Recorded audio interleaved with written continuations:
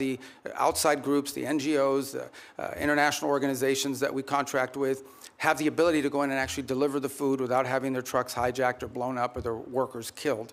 That's been the fundamental challenge in Sudan, is distribution. The distribution is being threatened because we don't have conditions on the ground that allow for it.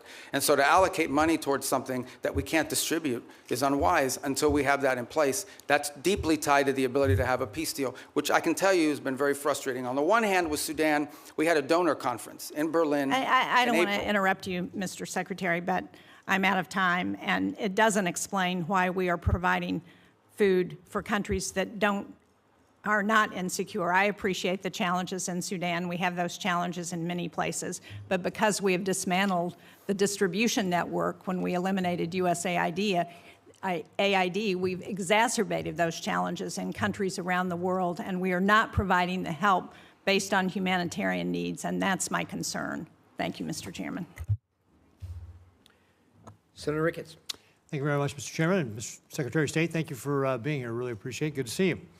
Communist China is trying to win the AI race, and they will use it, for example, to dominate our military if they're able to do that, and so many other ways. A world where Communist China is dominant in AI is very bad for the United States and for the entire world.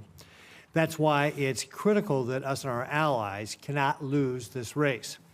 Semiconductor supply chains, particularly semiconductor manufacturing equipment, SMEs, are critical to winning this competition. It's one area that Beijing is spending billions and billions of dollars to be able to produce chips in China, and they've failed to be able to produce those high-end chips so far. President Trump understands this better than anyone because the Trump administration was the first to utilize export controls on SMEs to slow down Communist China's advanced chip-making industry. Since that time, key allies and partners have also imposed controls on SMEs to China.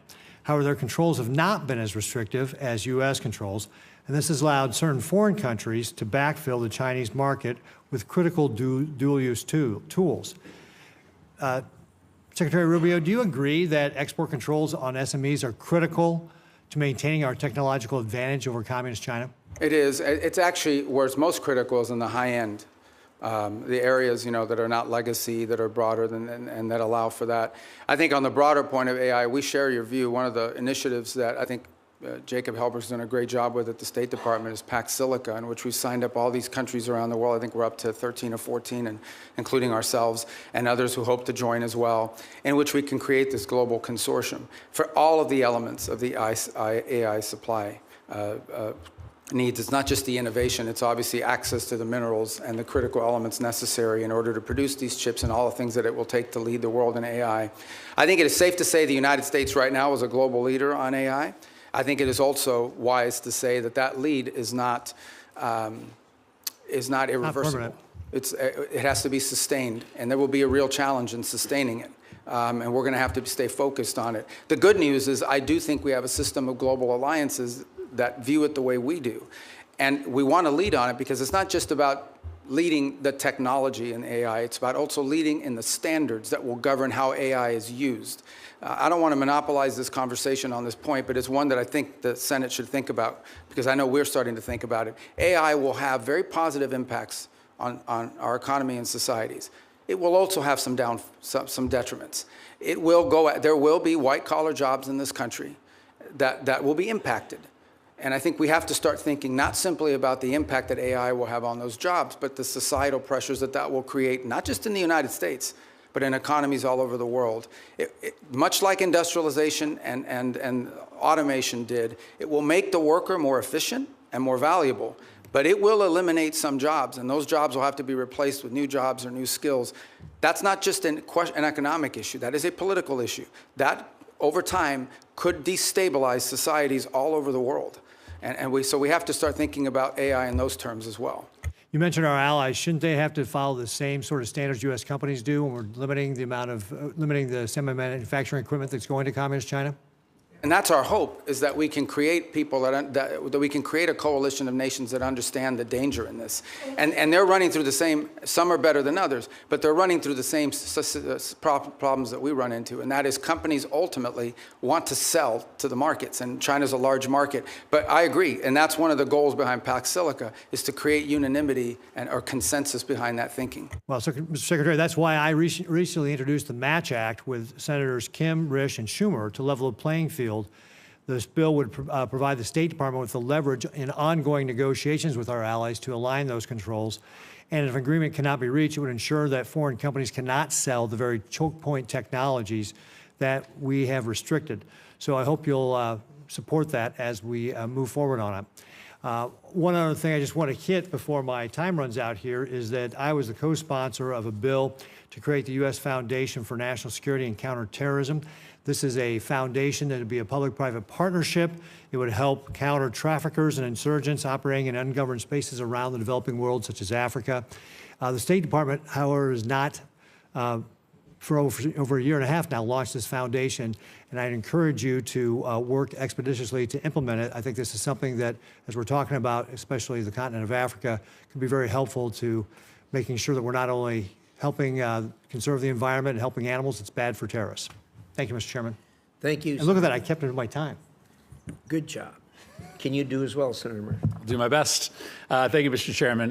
Thank you, Mr. Secretary, for being with us today. Despite the differences that existed between Republicans and Democrats prior to this administration on how to approach Iran's nuclear program, the theory was basically the same, that we were going to impose significant harm on the Iranian economy in order to force them to the table to negotiate. What is happening now is fundamentally different. This war and the administration's decision to blockade has now held the entire world economy and the U.S. economy hostage to the ability to negotiate an agreement with Iran. This is why the entire country is seized by the question of when there will be an agreement, because apparently until there is an agreement, the Strait of Hormuz remains closed. There is a cost to the Iranian economy, but now there is a devastating cost to the U.S. economy. It has been indecipherable, the information coming from the administration, especially in the past several weeks, as we get signals that a deal is imminent. The president said yesterday he's bored by the negotiations. He doesn't care whether we get a deal. I think it's really important for us to understand what your bottom lines are, what you're asking for in this negotiation, what commitments you need Iran to make in order for you to release the blockade, and we hope for them to release the blockade as well. So give us a little insight into what your bottom lines are, what is going to get the strait reopened, because this is kind of the only question that matters for American consumers right now. And every day we get wildly different signals from the president as to whether he even is engaged in this question as to whether the strait is going to reopen. Yeah, I think your question gets right to the heart of the matter. So I think it's a good question. Let me first bifurcate two things.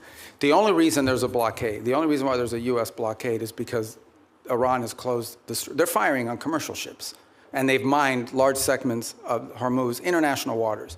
And so the blockade is only against Iranian ships. And it's very simple. The notion is if no one's ships are going to get out, then Iran's ships aren't going to get out either. We can't live in a world in which they get to close the straits and tell everybody, pay us a toll or we'll blow you up, but their ships get to go out unfettered. So that's the reason why there's a blockade. There wouldn't have been a blockade if Iran had agreed to do what they said they would do when the ceasefire kicked in, which is they were going to open the straits. So let me just focus on the straits for a moment. Number one, what they're doing is unlawful and illegal. There isn't a country on earth, other than Iran, and maybe Oman that flirted with it, who's in favor of what Iran is doing in the straits. The Chinese are against it. The Russians are against it. Everyone is against it. The whole world is against it. So condition number one is they have to reopen the straits. And reopening the straits means the following. Ships can sail through international waters the way they can do through other choke points around the world without being fired upon, without paying a toll. That's condition number one. But the strait is closed because of our decision to invade Iran. This is a consequence of our military action. So I guess I'm not interested in litigating that question. We all know why the Strait is closed, because you took military action against Iran, and we knew ahead of time that that would be their likely response. The question is, how are we going to get it reopened?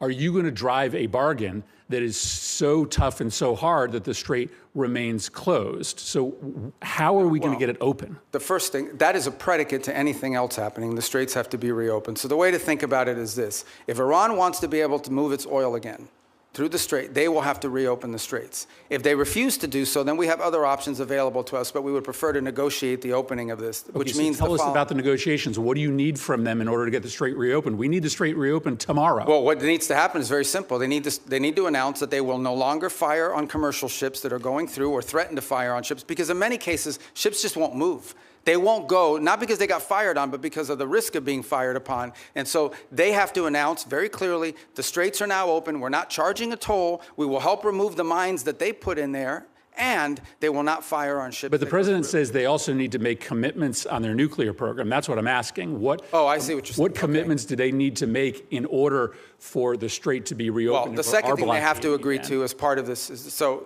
in addition to the straits, that's the predicate that opens the door to phase two. Phase two is they have to commit to very specific negotiations on highly enriched, the disposition of the highly enriched uranium that still is buried deep in a mountain somewhere. They have to agree on negotiating severe and long-term limitations and or cancellation of enrichment activity in their country. In the second phase of negotiations. Well, obviously, these are highly technical matters, so I don't think you could work those out in 5 days. That would require a team of experts to meet over a 30, 60, 90-day period and work out the details. But they have to commit to their willingness to do that. For example, they have to commit to say, we will dispose of the enriched uranium. And the question now is, what are the mechanisms by which we do so? That can be negotiated. Final question. In order to get to that second phase, are you willing to release sanctions or release frozen money that the United States is withholding from Iran? Right now, everything that's been discussed with them is that any sanctions relief. Now, remember, sanctions come, there's international sanctions, there's congressional sanctions, there's executive sanctions. So some we can release and some we cannot. But any sanctions relief is condition-based, which means it has to be in return for the reason why those sanctions were put in place in the first place, which is their nuclear program. So yeah, look, Iran is being sanctioned because they enrich uranium. Iran is being sanctioned because they've highly enriched uranium. Iran is being sanctioned because of their nuclear activities. If they agree to give up those things, there will be sanctions relief associated with their commitment and compliance with those agreements. You will not give sanctions relief just in exchange for reopening the strait? No, that's not been discussed. That's not been offered. Senator Hagerty. Thank you, Mr. Chairman.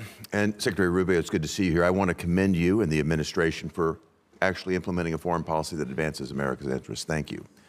If we could, I'd like to start with the Philippines, an area that we know very well. It's a geographic center of the Indo-Pacific region. It's an area that is along critical sea lanes where a tremendous amount of world trade and energy commerce actually move. A strong alliance with the Philippines clearly is in U.S. national security interest. It leads and supports our freedom of navigation. It also helps us deliver regional stability along the South China Sea, a very critical area, particularly in the face of a very aggressive posture that the Chinese have adopted. I want to recognize my colleague, Senator Kaine, who's worked with me to put in place the Philippines Enhanced Resilience Act. That's $500 million of FMF grants. It's $1 billion of loan and loan guarantees per year to strengthen the Philippines and the United States alliance to make us more interoperable and more capable. Mr. Secretary, I'd just like to get your comments, your vision on the role of the Philippines in the United States alliance. Actually, I spoke to President Marcos on Sunday, and have had multiple engagements with them at a personal level. We've had visits. A couple good points here. The first is we've actually entered into agreement with them in which I believe it's an old U.S. military facility inside the Philippines that will now serve as sort of I think it's a 4,000 acre. I'm very familiar with the area. Yeah, you know it. And that we'll be able to do a lot of our activities together with regards to our joint interests in developing on AI and high tech and diversifying and helping diversify their economy. The second is to continue with our defense commitments that we've made to them and the ability to interoperate joint exercises, which we've done now multiple times over the last year. Obviously, we're very concerned with Scarborough. We've seen in recent days, and we've demarched and made a very clear note. This issue came up during the first meeting with the Chinese. It's come up in every engagement I've had with the Chinese, and it's come up again now very recently through diplomatic channels, and that is we're very concerned about recent activity once again near Scarborough and the buildup of infrastructure that appears to be exerting, territorial claims that we have long argued are not valid. This is one of those irritants in the long term that I think we'll continue to have to manage. But I view the Philippines as a critical partner, and I think over the last, I would say, couple of years, our relationship with them, particularly under their new administration, has dramatically improved our ability to work with the Philippines jointly on a number of topics of interest. Well, I want to commend you. The 4,000-acre Luzon corridor is anchored by the Subic Bay project, which when I was ambassador to Japan, worked very hard to get that back for America. And I see that as a tremendous opportunity for us to deepen our economic ties. And of course, that has, as you mentioned earlier, tremendous national security. Yeah, can I just add one point? There is, some desire during their chairmanship this year of ASEAN that to reach a sort of code of conduct understanding in the Indo-Pacific. And while I understand that desire, I just want you to know, and perhaps many of you can help us in making this point, a bad code of conduct agreement is worse than no code of conduct agreement at all. And I think that's very important because they are under withering constant pressure in the region to agree to a code of conduct in the region that I think would be detrimental, would set a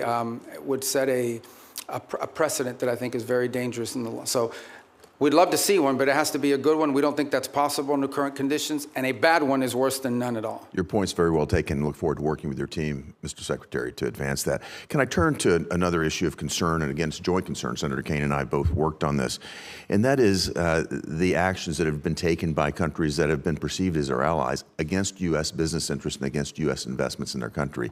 Particularly, I'd like to point to the example of Vulcan Materials.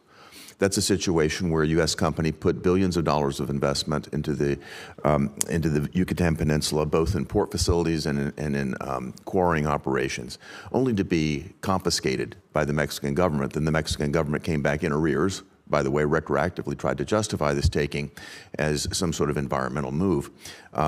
Sadly, we had to fight pretty hard, the previous administration, to not allow this to happen. And I think it's going to take more bipartisan effort, certainly you'll have it from here in Congress, to push back on any government's effort to try to confiscate American corporate property. What that will do is have the effect of minimizing or basically reducing the incentive or de-incentivizing our foreign investment in other countries, which again, I think hurts the mission that you're on. I'd love to get your perspective on how the State Department will stand up for American investments overseas. We do every day, and in fact, one of the great benefits of our reorganization is that it has empowered the regional bureaus.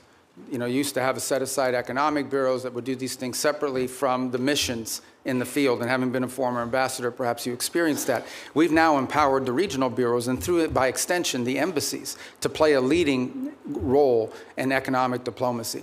And so I would argue that virtually every engagement I have with a foreign leader involves some economic component to it. Right. And I would say if you talk to our chargés and our ambassadors around the world, I would say more than 50% of their engagements now have to do with economic matters, and they involve one of two things. Either A, finding creative opportunities. In essence, the host country will say to them, we have these areas, these industries of investment. And the embassies will take an active role working with the Bureau to identify American companies who could potentially go down there and see if there's an opportunity for them. And the second is what you just pointed to, and that is protecting existing American investments.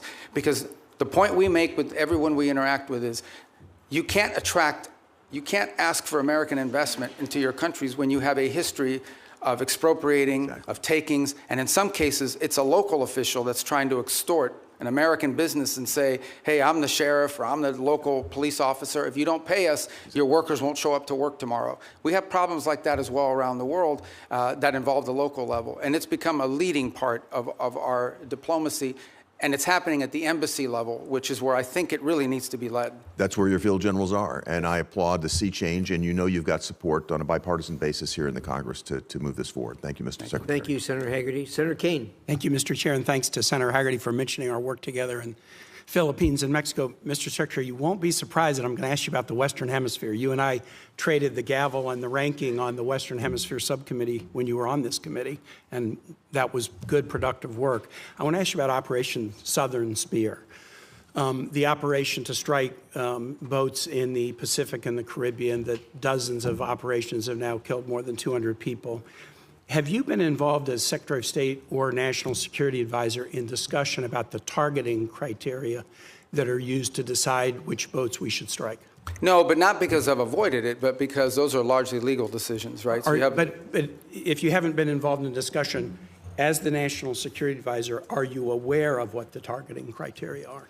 Yeah, I mean, they go through so every strike has a legal officer on the deck that has to make a determination about whether the call is legal or not. And this is done by the Department of War, the way it's been done in other theaters around the world. Here's what I want to ask you about. So you're generally aware of the targeting criteria. I am not allowed. I know what the targeting criteria are because of briefings I've had in this committee and the Armed Services Committee. It's all been in classified. And I'm not allowed to discuss the targeting criteria because they've only been shared and classified. But I don't think I'm prohibited from describing things that aren't targeting criteria. So I'll give you an obvious example. Everyone on the boat is right-handed. That's not a targeting criteria. That would be ridiculous. Everyone on the boat is what? Everybody on the boat is right-handed. That's not a targeting criteria. It's obviously not a targeting criteria. It would be improper for it to be a targeting criteria. Here's one that's not so obvious and that surprised me. There's evidence of narcotics on the boat. That is not a targeting criteria. I have been briefed on Southern Spear since the first operation on September 2 and most recently within the last couple of weeks, and I've asked again and again, have the targeting criteria changed? No, they have not. What are the criteria? Here's what they are. I can't describe it here. But the presence of narcotics on the boat has never been a targeting criteria. Would you have any ability to explain? And the administration could have picked that as a targeting criteria. They chose items that were targets, that authorized the use of the U.S. military to sink boats and kill people, but they have not used the presence of narcotics on the boat as one of the targeting criteria. And I would suggest to my colleagues, if you go look at the individual files of all the strikes, and I've looked at the first 46, they are consistent with what I've just said about something that's not on the list of targeting criteria. Why would the administration not include the presence of narcotics on the boat as a targeting criteria in Operation Southern Spear? As you just outlined, I can't discuss the specifics of the targeting criteria, but I can tell you the one thing that is obvious is that the targeting criteria is not single source. In essence, there are multiple checks. There are three elements to the targeting criteria. Right, and all of it informed and infused by intelligence collection. In essence, they have to have true links. I can tell you they do walk away from strikes. There are multiple times that I've been aware. I'm not aware of every strike because it's not reported on a regular basis, it's delegated. Yeah. But there have been strikes that they've walked away from because it doesn't meet the criteria or because there's doubts. I'm not saying that the strikes that I've reviewed don't meet the targeting criteria, but I'm saying how odd it is, especially since the administration always announced this is against narco-traffickers. We've attacked narco-traffickers. How odd it is that the presence of narcotics on a boat is not one of the targeting criteria. And I would encourage my colleagues, get the same briefing I've gotten, take a look at the strike files. You'll be as surprised as I am. Here's the second question. Again, in your dual role, Secretary of State, National Security Advisor. The administration's Operation Southern Spear, we could agree with it or not, but the administration presented a legal opinion from the DOJ that we could review.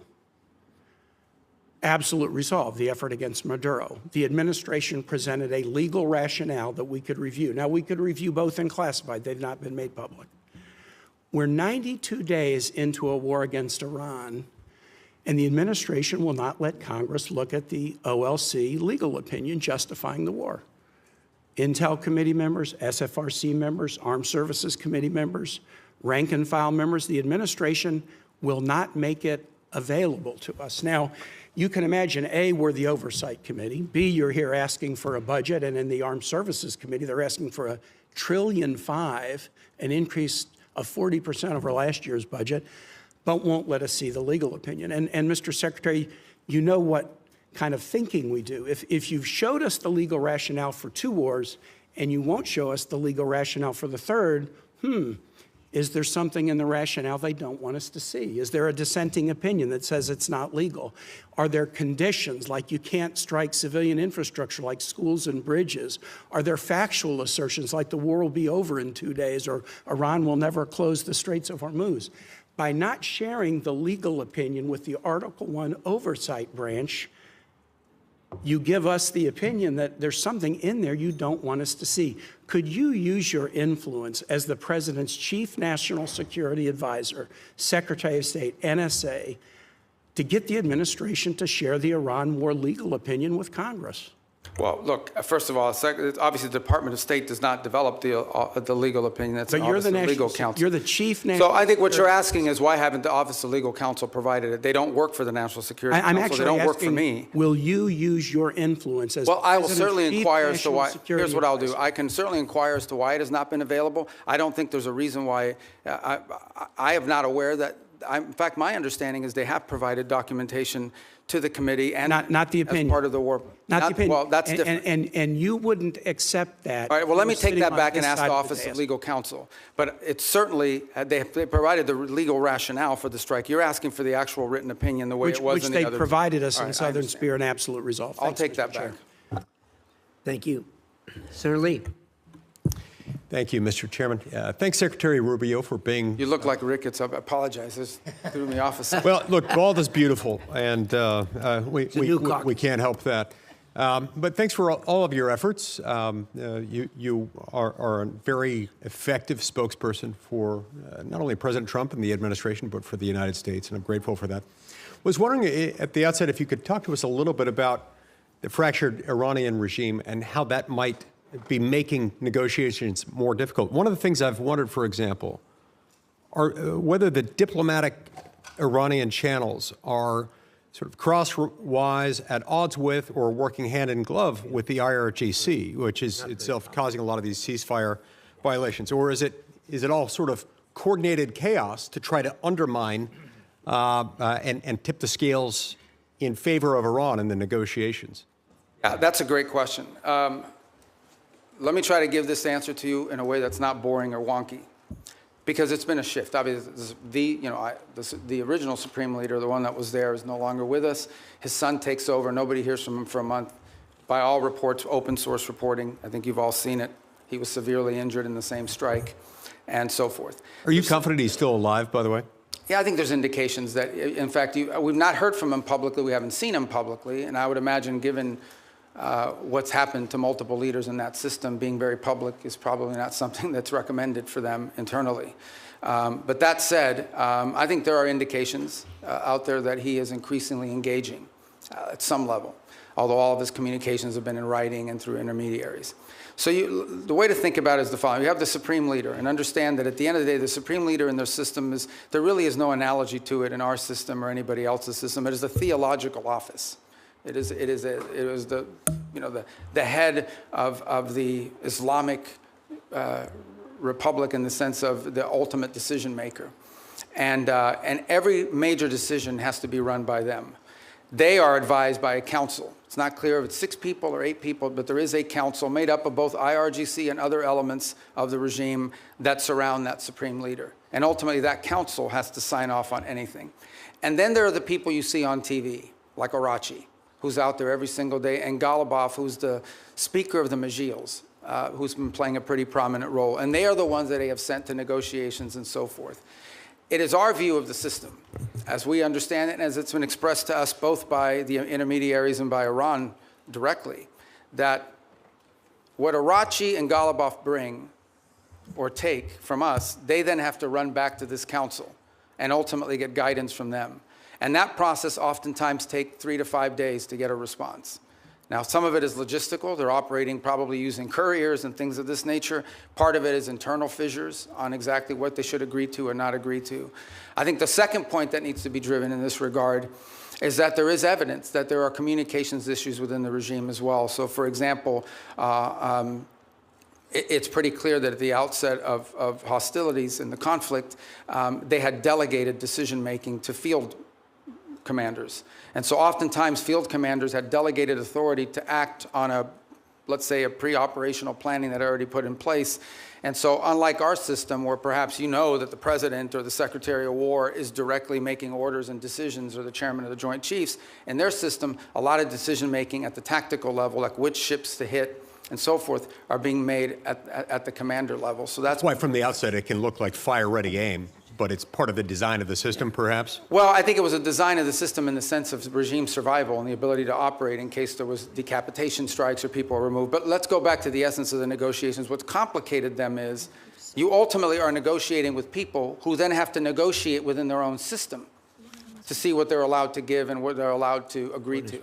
What is abundantly clear is that Iran is facing severe internal economic. All the problems Iran had before this conflict not only are still there, but they're worse. All the things that led to the protests, all of these are worse than they were before. And I think there's definitely elements within that regime that understand it. And then there are other elements of it that are more immune to it and perhaps more resistant to making agreements. And so what we are working through is in many cases, is delays in getting the responses to people. And this is why you see reporting about there might be a deal in the next few days, because internally it takes time to get responses from them, sometimes upward to 5 or 6 days. Undoubtedly, they're using that to their advantage, sort of like the car dealer where the salesman has to go talk to his manager and make you wait and think about it for a while. Even more complicated than that. Even more complicated than that. One more question. I think we could benefit from hearing from you about the need to zero out funding for a couple of entities, including the National Endowment for Democracy and USADF. Can you tell us about that?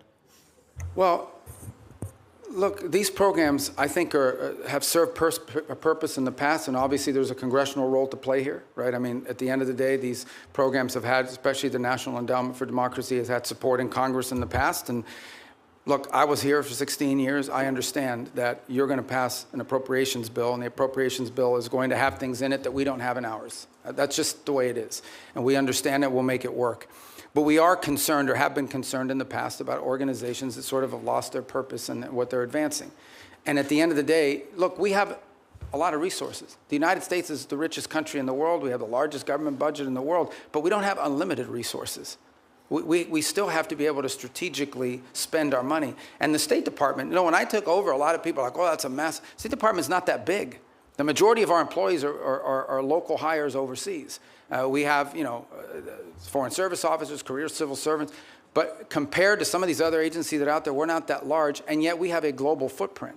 We're really, other than the department, I would say beyond the Department of War, we're the only ones that are present almost everywhere on the planet. So we have limited resources, and we have to be able to allocate those resources in ways that are driven by the core mission of advancing our national security. And oftentimes that will mean that things we have paid for in the past, we can't continue to fund. Because there are other things. It might be good, but there might be something else that's more important and even better. Other cases, we may still spend money on a purpose, but we want to be driven not just by, we don't want to be judged just by how much money we're spending on something. We also want outcomes for it. We want to show outcomes. That's been the goal behind these MOUs, these compacts with the 32 countries that we've entered into in a week plan, is we're not just trying to solve the disease problem this year. We're trying to build the local capacity so that 5 years from now, they won't need aid anymore because their local systems can handle it. Saying 5 years, some countries may take 10 years. But nonetheless, that's the goal, and it's been very well received. Thank you. Thank you, Senator Lee. Senator Merkley. Thank you, Mr. Chairman and Mr. Secretary. Good to see you. As Senator Shaheen noted, you've expressed that no one died as a result of the sudden shutdown of AID. And I did ask you last time you were here about that, and I won't repeat all that, but I want to note that the folks who study this at the schools of public health, the Harvard Chen School, the Boston University School of Public Health, estimate that over 500,000 children have died from that sudden shutdown. I want to kind of put a note on that. If you were to walk across this country, you'd see one dead child equivalent every roughly 30 feet. That's the level of carnage.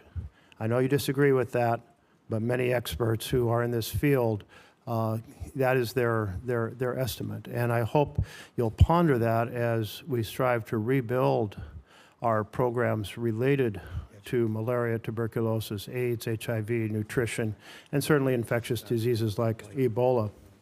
I wanted to turn, though, to Taiwan. It's an area that you and I worked on quite a bit together when you were here, including the Taiwan Relations Reinforcement Act and the Transnational Repression Policy Act, the Hong Kong Economic and Trade Offs Certification Act.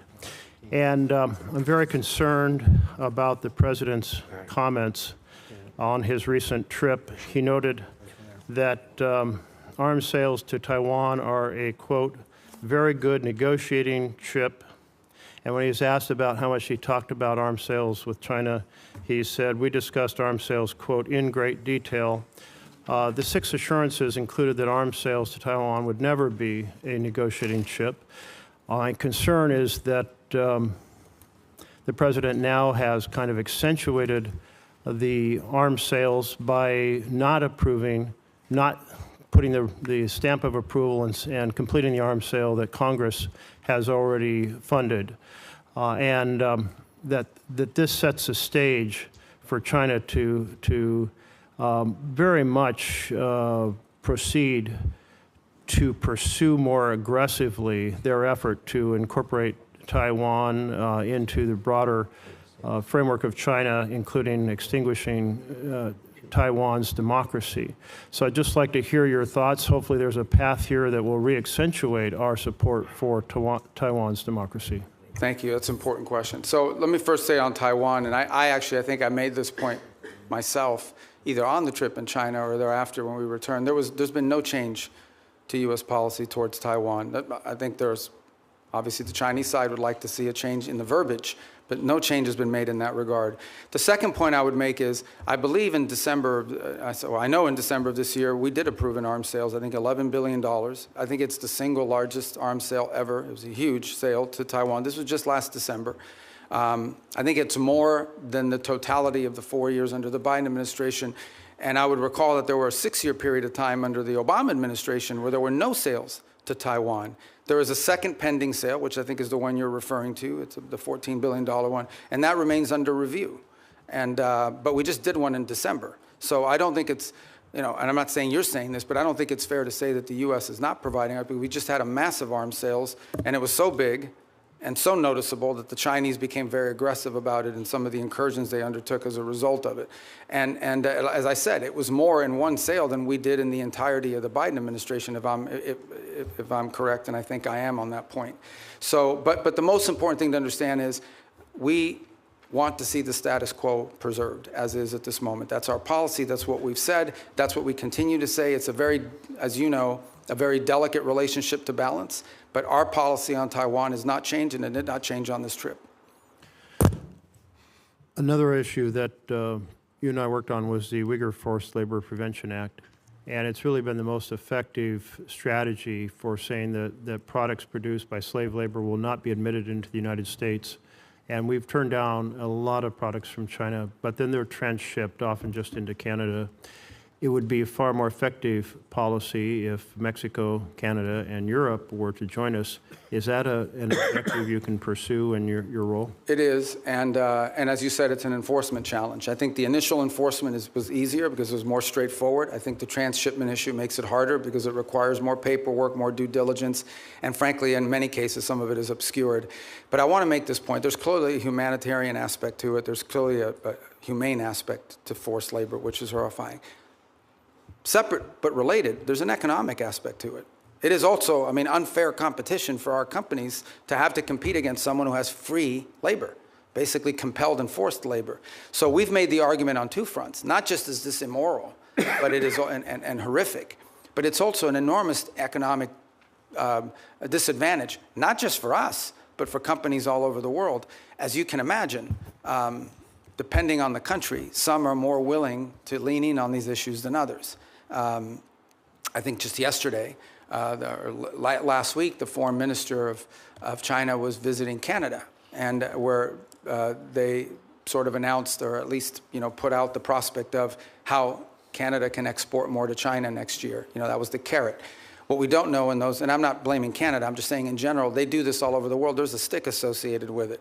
And I would imagine that China's I know that they put tremendous amount of pressures on countries around the world not to comply with restrictions like the ones we put. I agree. If we got Canada and Mexico to agree, given our current trade arrangements, it would make it far more effective. To date, we have not been successful at convincing them that they should do that because, among other things, I think they fear retribution. But we certainly will continue to raise it because we think it harms them. Senator Barrasso. Thanks, Mr. Chairman. Mr. Secretary, great to see you again. You opened by talking about American leadership and American interests. And later this month, the G7 is going to be meeting in France, and then next month, NATO meeting in Turkey. Just overview, What are the priorities you're going to go into those meetings with? G7? G7 and NATO, yeah, coming up Yeah. next month in this. Yeah. Well, NATO would be a fun meeting. Let's start with the G7 one. The G7 forum this year has largely been focused, obviously, because of the Straits. So when I went to the foreign ministers meeting in March, a lot of the conversations in April were about the Straits. And the one point we've made is, and what's interesting is a lot of the countries involved there, even though it's not a military forum per se, the UK and France are members of it, they've put together this initiative, which they say they will send minesweepers and escort ships, but they will do so once hostilities is ended. It's kind of a catch-22. On the one hand, I mean, why do you need naval escorts if no one's shooting at the ships?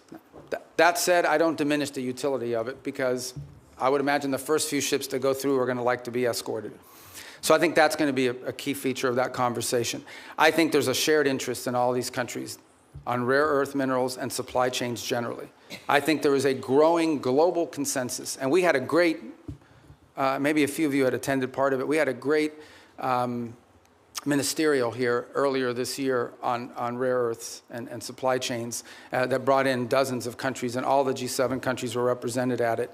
And so I think that's going to be a feature here, is how do we diversify the global supply chain on anything from rare earths to pharmaceuticals? There's growing consensus, so I think that point will be quite dominant.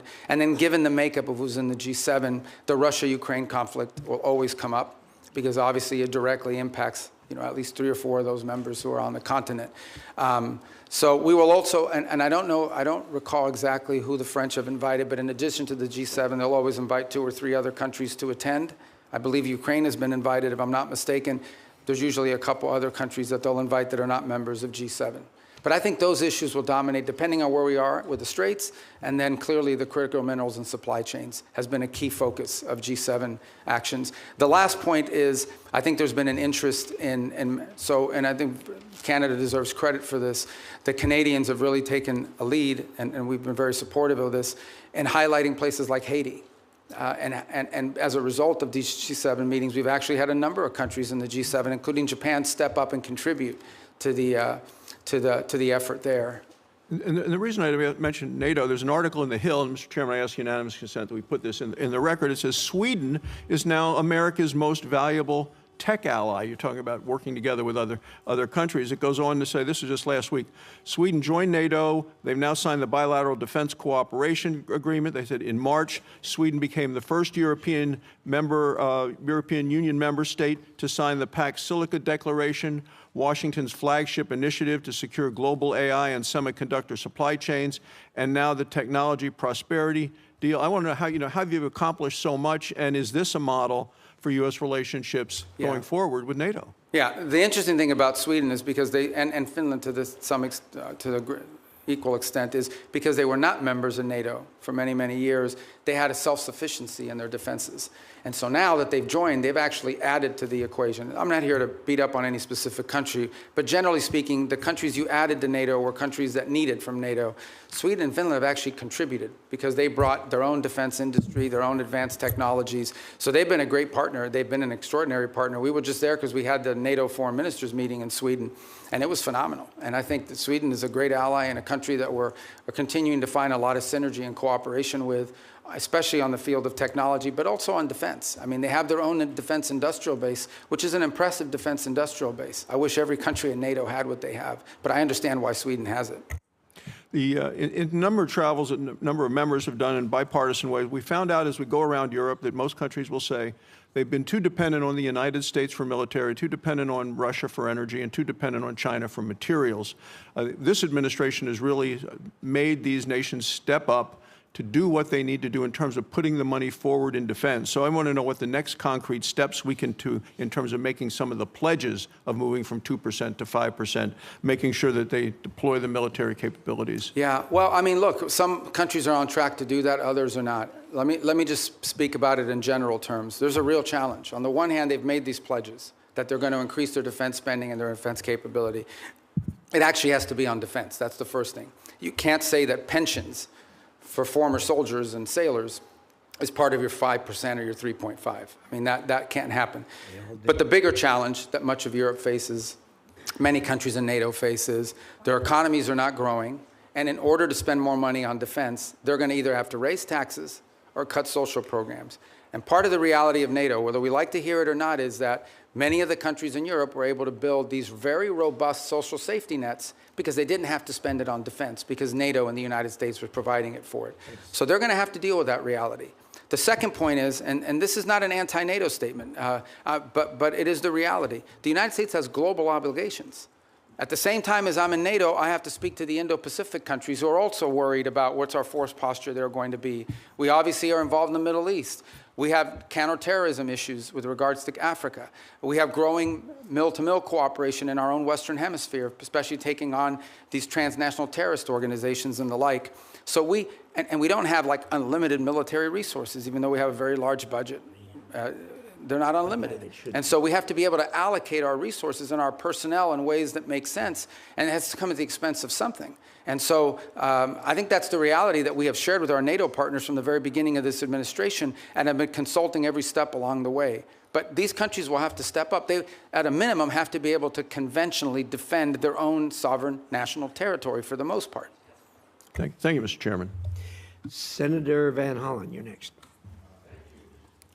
Chairman, and welcome, Mr. Secretary. This is your first public hearing since President Trump and Israeli Prime Minister Netanyahu launched an illegal war against Iran.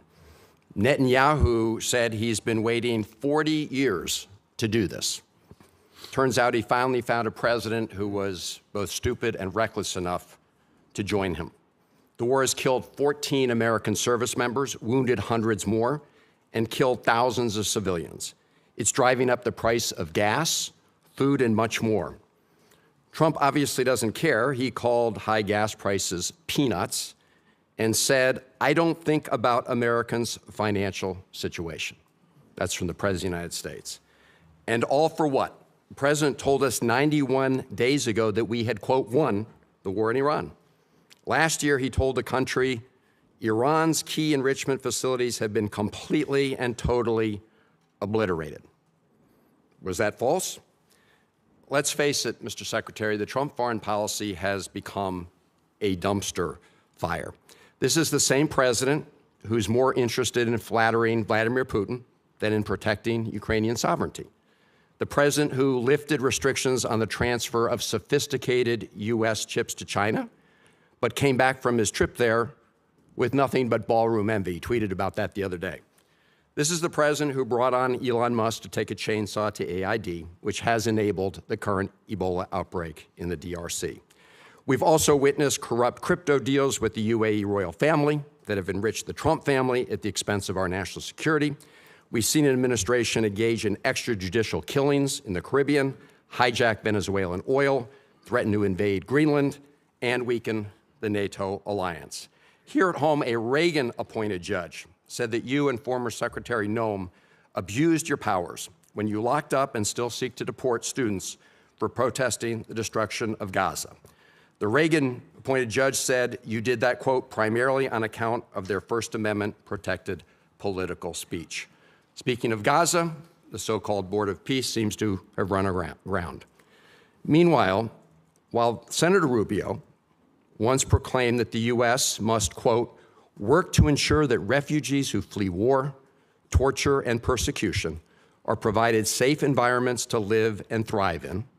Now, as Secretary of State in this administration, you have capped refugees at a record low of 17,500, and white South Africans, Afrikaners, have comprised roughly 99% of those slots, Mr. Secretary. A race-based refugee system. At the same time, the president's preventing Cuban political refugees from entering the United States, even as you've imposed a near oil blockade on that repressive regime. The stated goal is to change the government there, but the only real change is humanitarian crisis inflicted on millions of people, not members of the regime. And in that regard, Mr. Secretary, I have a question for you regarding the designation of Cuba as a state sponsor of terrorism. On the very first week, at least, of this administration, you reinstated, the administration reinstated that. And in a recent January 26 EO, you made statements suggesting connections to Hezbollah and Hamas. The previous administration did a thorough review with the intelligence community and concluded that there was no evidence that Cuba was engaged in ongoing state sponsor of terrorism. Did you find new evidence to support that conclusion? Well, first of all, let me just say that's your question, but you made this long statement of which I disagree with most of it. We won't have time to address every point that you made. So let's stick to Cuba specific, because that's the question that you asked. Cuba has sponsored terrorism, and it's been supported groups. For example, virtually every left-wing, radical, violent terrorist group in the Western Hemisphere has at some point relied on support from Cuba. The ELN, the FARC dissidents, including them, have been involved there. We also know, for example, that Cuba continues to host a pretty substantial collection intelligence sites on behalf of the Chinese and the Russians. But you look at the region and you look at all of these leftist Marxist terrorist organizations, all of them, in many cases, Mr. got Secretary, their seed money if I from can the move on. Cubans. I noticed you did not answer my question, because my question specifically related to whether there was new evidence to support that conclusion. I can just tell you— Why would I need new evidence? Because you're claiming that they're a state-sponsored terrorism, suggesting they're ongoingly involved in that. My final question to you, Mr. Secretary, relates to the Al-Aqsa Mosque complex. There have been reports that the United States is working with Israel to take away the Kingdom of Jordan's custodianship over the Al-Aqsa Mosque complex in East Jerusalem. Can you confirm today that there's no— I'm not even aware of those reports. There are reports, so I was hoping you could confirm. Is that like a media report, or? There have been several media reports. Ah, well, you know the media is always accurate. No, they're not, and that's why I'm getting— Yeah, no, I've never even So heard that. if That's you the could first just— time I even hear anybody discuss that. All right, well, I'm glad to hear that, Mr. Secretary. But we have a great relationship with Jordan, you know, and we're very helpful. I've just never heard that before. You should— I don't know what article you're referring to. Just give it to me. I'll look at it. I'm happy to. Is it a credible website? I'm glad to hear you say, Mr. Secretary, there's no truth to it. I've never heard that discussed by Thank you. anybody. Thank you much. Senator Paul, you're up next. Oops, I'm sorry. Senator Daines was here earlier. I apologize, Senator. Right. Senator Daines. Chairman, thank you. Ranking Member Shaheen, good to see you as well. One of the underreported successes for your diplomacy and this administration is what's happened in terms of the peace agreement, a landmark agreement between Armenia and Azerbaijan. I know, Mr. Secretary, you just were in the region most recently. A major step forward for a region long beset by conflict, nearly 40 years of a hot war. And through your leadership and President Trump's leadership, you've brought true peace to an area of the world sandwiched in between Russia and Iran. It was creative thinking that led to the establishment of the Trump route for international peace and prosperity as a solution to some of the stickier issues in that negotiation. The program promises to be a boon, not only for Armenia and Azerbaijan, but also many neighboring countries. As Brzezinski once said, talking on the global chessboard, his book, that Central Asia is the wine bottle and Azerbaijan's the cork. You uncork the wine bottle, suddenly you've got oil and gas and critical minerals flowing back towards the West instead of to Russia, to China, and to Iran. Mr. Secretary, can you tell us a little bit about how you plan to implement the TRIP framework agreements and deliver major economic benefit to both the United States in a very historically troubled region? Thanks. Actually, as you said, I was there last week. What was it, Tuesday maybe? We signed the TRIP agreement between the U.S. and Armenia, and this is, you described it as a corridor, which I know it's the anchor of a peace agreement with Armenia and Azerbaijan, and that's critical, but it's much more than just the anchor of a peace agreement. It really has the opportunity to revolutionize Armenia's strategic location and become a central hub for trade in the region. It solves the issue of access that Azerbaijan cared about, and it was an irritant in their relationship, but it does much more than that. It has the ability to transform the Armenian economy in a very powerful way. Here's the other thing that it's done. You know, for a long period of time, our relations with Armenia were quite stagnant, and in many cases, I would argue, almost non-existent. It has also reinvigorated that relationship between our two countries and allow us to explore opportunities in all sorts of other fields. So we're involved in that very heavily now. We just literally just signed the agreement, and it will allow us to drive and hopefully incentivize U.S. private sector investment in this corridor to the benefit of American companies and American interests, but also to the benefit of Armenia, Azerbaijan, and other regional countries. I would also argue, by the way, and just to point out, and I don't mean this again, I think this is pretty well understood in the open source reporting, the Russians are less than happy about our engagement there. I think there's evidence that they would like the current president to lose his election as a result of this growing relationship with the United States. To be clear, we're not there to infringe on Armenian sovereignty. We're not asking them not to be friends with other countries. We just want to be able to have a relationship with them that's built not just on peace. Peace is important, but that's just the beginning. It's the economic opportunities that it provides.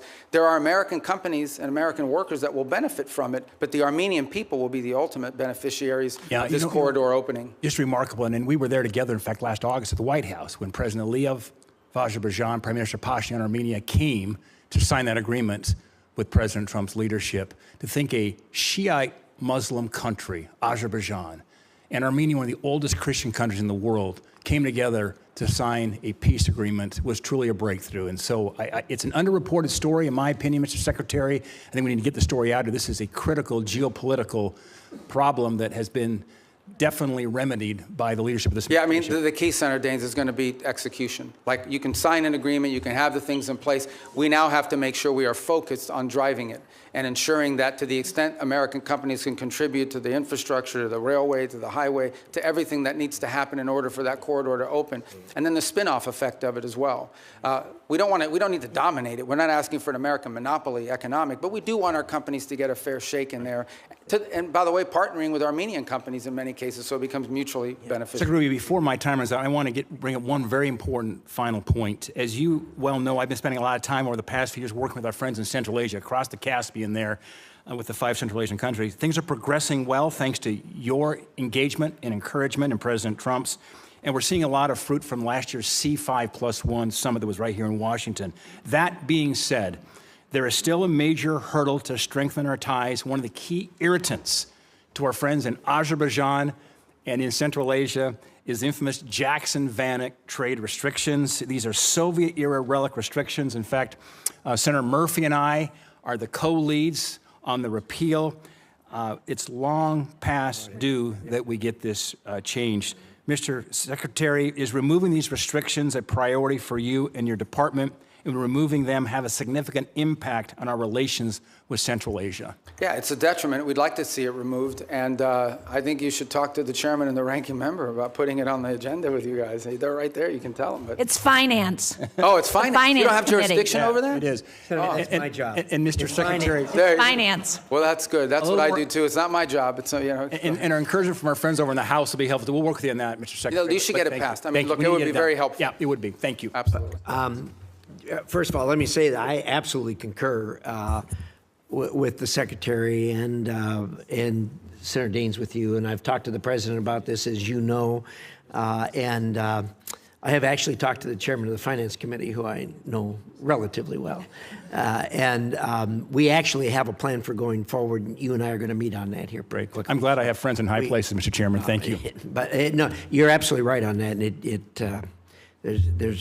it's just in the queue. So with that, let us go to Senator Coons. Thank you, Mr. Chairman, Ranking Member, Mr. Secretary, National Security Advisor. Good to see you again. I know from our service here together that you agree that China is the greatest national security threat that we face. And one of the key reasons is their repeated threats to take control of Taiwan by force if necessary. And Taiwan, as we both know, is not just some faraway island. It produces 90% of the semiconductor chips critical to everything from F-35s to iPhones. And its geography makes it indispensable, both to global commerce and military power. Do you agree with that? Taiwan? Yeah, it's not just strategically important in terms of where it's located. It also is the message that it sends to the world if something were to happen to it. Agreed. That's why for decades, really with leadership from the Senate in a bipartisan way, we've provided arms to deter the PRC's potential military aggression. In fact, you introduced the Taiwan Peace Through Strength Act of 2023. In January, Congress pre-approved a $14 billion arms package for Taiwan. It's been 6 months. We haven't received a notification. Have you advised President Trump to proceed with this? Yeah, it's under, but I don't know if you were here a moment ago when I discussed, we just did $11 billion in December, which was, I think, the largest sale in history. It's certainly, I think it was more than the cumulative amount under the Biden administration.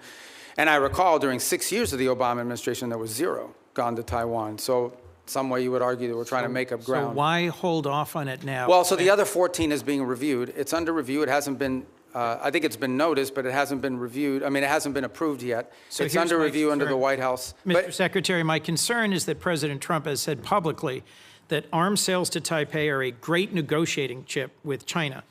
And my concern at a time when the PRC has been far more aggressive than they were in previous years, centerline crossing, circumnavigation of Australia, aiding Iran and Russia in their war goals and aims, frankly, literally helping Iranians target U.S. service members.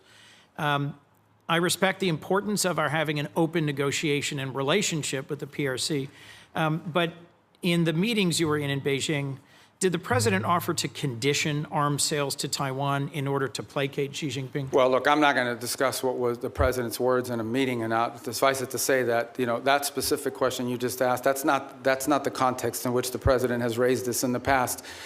When the president says it's a great negotiating thing, what he's really saying is it's because China, as you can imagine, always mentions this. Like, this is a top priority for them. They are constantly talking about Taiwan arms sales, but that in no way is what is holding up our decision-making or the White House's decision-making. It is something the president will have to decide on the timing of when and how that is executed on. It's been approved by Congress. It's been noticed. The money's available. And as I said, we are just coming off the heels of a very large sale in December of last year. So there are a variety of reasons why these things don't happen immediately. Well, I'll just assert, Mr. Secretary, that there is more reason than ever for the administration with congressional support to continue providing robust military capacity to Taiwan, given that the PRC is more and more regionally aggressive. You also introduced and passed legislation in 23 prohibiting any president from unilaterally withdrawing from NATO. I assume this was because you recognize that our alliances are a key advantage against Russia, against China, against other adversaries. Do you still consider Article 5 an unconditional commitment? Yeah, so let me address that holistically, if it's okay, because I think we have time to do it. First of all, you're right. I have, throughout my entire career in the Senate, and through much of my time now in this administration, been a supporter of NATO. I see its utility. The key, and I'm just being honest with you when we talk about this, one of the key arguments that I would always use on behalf of NATO is the fact that it allows us basing rights that we could use in a contingency operation in a time of conflict, in a time of need, that we just have had. So when you have countries in this alliance, because understand, at the end of the day, we are providing basically the defense backbone of an entire continent of rich countries. These are not poor countries. These are rich countries. And the utility of NATO for us is that it provides these basing rights. Now we are living in a world in which some of these countries, I point to Spain as an example, openly brag about how they've denied us the use of these bases. And so if the core rationale for us being in NATO, if what we get out of NATO is the ability to use bases, and then we have members of that alliance that are basically denying the use of those bases in a contingency, it calls them to question the entire thing. Forgive me, I have one more question I want to make sure we get to. Is it not true that some of the challenges in our NATO relations have only come after President Trump threatened to seize territory from a trusted and reliable and contributing partner? Yeah, I don't think that's fair. I think he publicly said both. I know, but I don't use tariffs to coerce Denmark into giving up Greenland. Yeah, but just to tell you, look, if you go back and study the history of it, NATO tensions and debates within U.S. or whether we should be in NATO, in the 1970s, it was the reverse. It was the administration trying to stay in NATO and Congress trying to get us out. Yes. I happened to see a speech, they were playing it after he passed away on C-SPAN, Jesse Jackson at the 1988 Democratic Convention calling for the United States to get out of NATO. I was these debates over NATO, you were at that? As was Joe Biden. Oh. Joe Biden didn't support that position then, and I don't support that position. But my point is that these debates about NATO have been ongoing for a long time. There's about 1,100 vetted Afghan allies being held at Camp As-Saliyah in Qatar, and that includes 400 children and 150 family members of currently serving active duty U.S. service members. They've been stranded there for a year and a half. And there is talk of sending them either back to Afghanistan, into the waiting arms of the Taliban, or into war-torn and now Ebola-infected countries like the DRC. And these are people who they or their immediate family members served alongside U.S. soldiers at great risk. Can you commit to working with me and others in this body to support the relocation of these vetted individuals to the United States, especially those who are family members of currently serving U.S. soldiers? Yeah, I can't. First of all, as you know, we're under an executive order now after the National Guard attack here, and so that happened last year. So we can't admit any Afghans at this point into the country. That said, you just pointed to them being sent back to Afghanistan. Our goal, we've worked on this, and we'll work with you on it, Please. is we have talked to multiple countries. Now, I don't know of any single country that's going to take 1,000 people. But we've talked to multiple countries about taking several hundred of these people and allowing them to move to a safe location. As you know, we are operating under not just those restrictions, but broader restrictions about immigration into the United States after 25 million people entered this country illegally over a 4-year period leading up to this administration. The president just but I'll work raised- with you to find the right places for them to go. We want that to happen. The president just raised the refugee cap exclusively to allow Afrikaners into our country. I would welcome a chance to work with you to find safe third countries for these Afghans. And I frankly think we ought to be revisiting our refugee policy, because the refugees who've come into our country in the past are the most vetted and often the highest contributing. As you know, my childhood church hosted a South Vietnamese family, and seeing the 5 of them become great Americans, entrepreneurs, contributors. It is refugees from oppression overseas, whether from Cuba or Venezuela, Vietnam or Afghanistan, who have long contributed to the United States. Thank you, Mr. Secretary. Senator Paul. I'd like to revisit for a moment the boats that were blowing up in the Caribbean and the Pacific that referred to as drug boats. I think it's interesting that the 3 secret criteria we're using to blow up the boats doesn't include whether they have drugs on board. I would like to add that the statistics from the Coast Guard also say that when we interdict alleged drug boats in the historic way, the way we've always done it, about 1 in 4 don't have drugs. We make mistakes. We see something suspicious about the boat, we stop them, and they don't have drugs on board. I would also like to add that drugs is not a criteria for blowing up the boats that are called drug boats, but neither is arms. So in order to blow them up, we don't have to say that they're armed or have drugs. And I think a lot of people would have questions, which I still do. I am glad to hear today, though, that the administration and the negotiations are willing to trade sanctions relief for removal of enriched uranium. I've said for a long time and argued for a long time that sanctions in and of themselves rarely, if ever, are of any value. I've yet to see any Chinese behavior that's changed because of sanctions. I've yet to see any Russian behavior change because of sanctions. I've really yet to see any Iranian behavior change because of sanctions. However, sanctions do have some leverage and ability to exact change if you remove them. So the removal of sanctions might actually have some hope. So I support the administration in this. Now, there are many Republican critics who have been vocal on the airways recently saying, oh, no, we can never negotiate with them. These are terrible people. Well, you don't really negotiate with really friendly, good people. In a time of war, you're going to have to negotiate with an adversary. So I do commend and supportive of the idea of this. And the other thing is it's very verifiable. You don't have to wait for verification. You could say the trade sanctions end as soon as we get the 440 kilograms of enriched uranium. Now, it has to be dug, I guess, some of it from under a mountain of rubble, but at the same time be very verifiable. But what I would argue and what I would advise is that you really, why not offer everything? Offer all of the relief of virtually all of the sanctions if you get it. Now, you can wait if that's what you want, is the enriched uranium out and a promise. Now, the rabid hawks will argue, well, we're not going to negotiate with terrorists. We're not going to negotiate with bad people. Then they'll continue to have enriched uranium, and they'll continue to enrich uranium. So I do think that the argument that there hasn't been a military solution to this is largely proven by the fact that even though we've militarily obliterated their military, all of that is true. It's as Fred Ickley wrote in Every War Must End, that military victory doesn't always translate or lead to political resolution or to things that you want done. You know, what we really want done is no more enriched uranium, and you don't enrich uranium, you give up on these hopes. But I would say that as we are looking at trading sanctions, you say there's some you can do on your own, there's some that are congressional. I would be bringing in the leaders in the Congress who can give up on these sanctions and hopefully try to get their voice saying yes, if they will give up. Because if you give up like, a few piddling ones that that won't change things, that the White House has the ability to do, and you still have all these congressional sanctions. If you're on the other side of that equation, you might say, we're not giving up the one thing we think is leverage, the enriched uranium, for maybe a little bit of sanctions relief. So I would say really go all in on it, because it would be verifiable. You don't have to wait and prove it. You would have to prove in the future whether they're enriching. But I think that is a good step forward. But it's also important for people to have a discussion of what diplomacy is, and that diplomacy doesn't always have a bad name. And frankly, I'm glad to hear that the administration is negotiating, and I wish you luck. And I'd love to hear your response in general. Well, first of all, the president's made clear the priority is Iran can never have a nuclear weapon. And what do they need to have a nuclear weapon? They need a couple things. They need the ability to enrich. That has been substantially destroyed, but could always be rebuilt over time.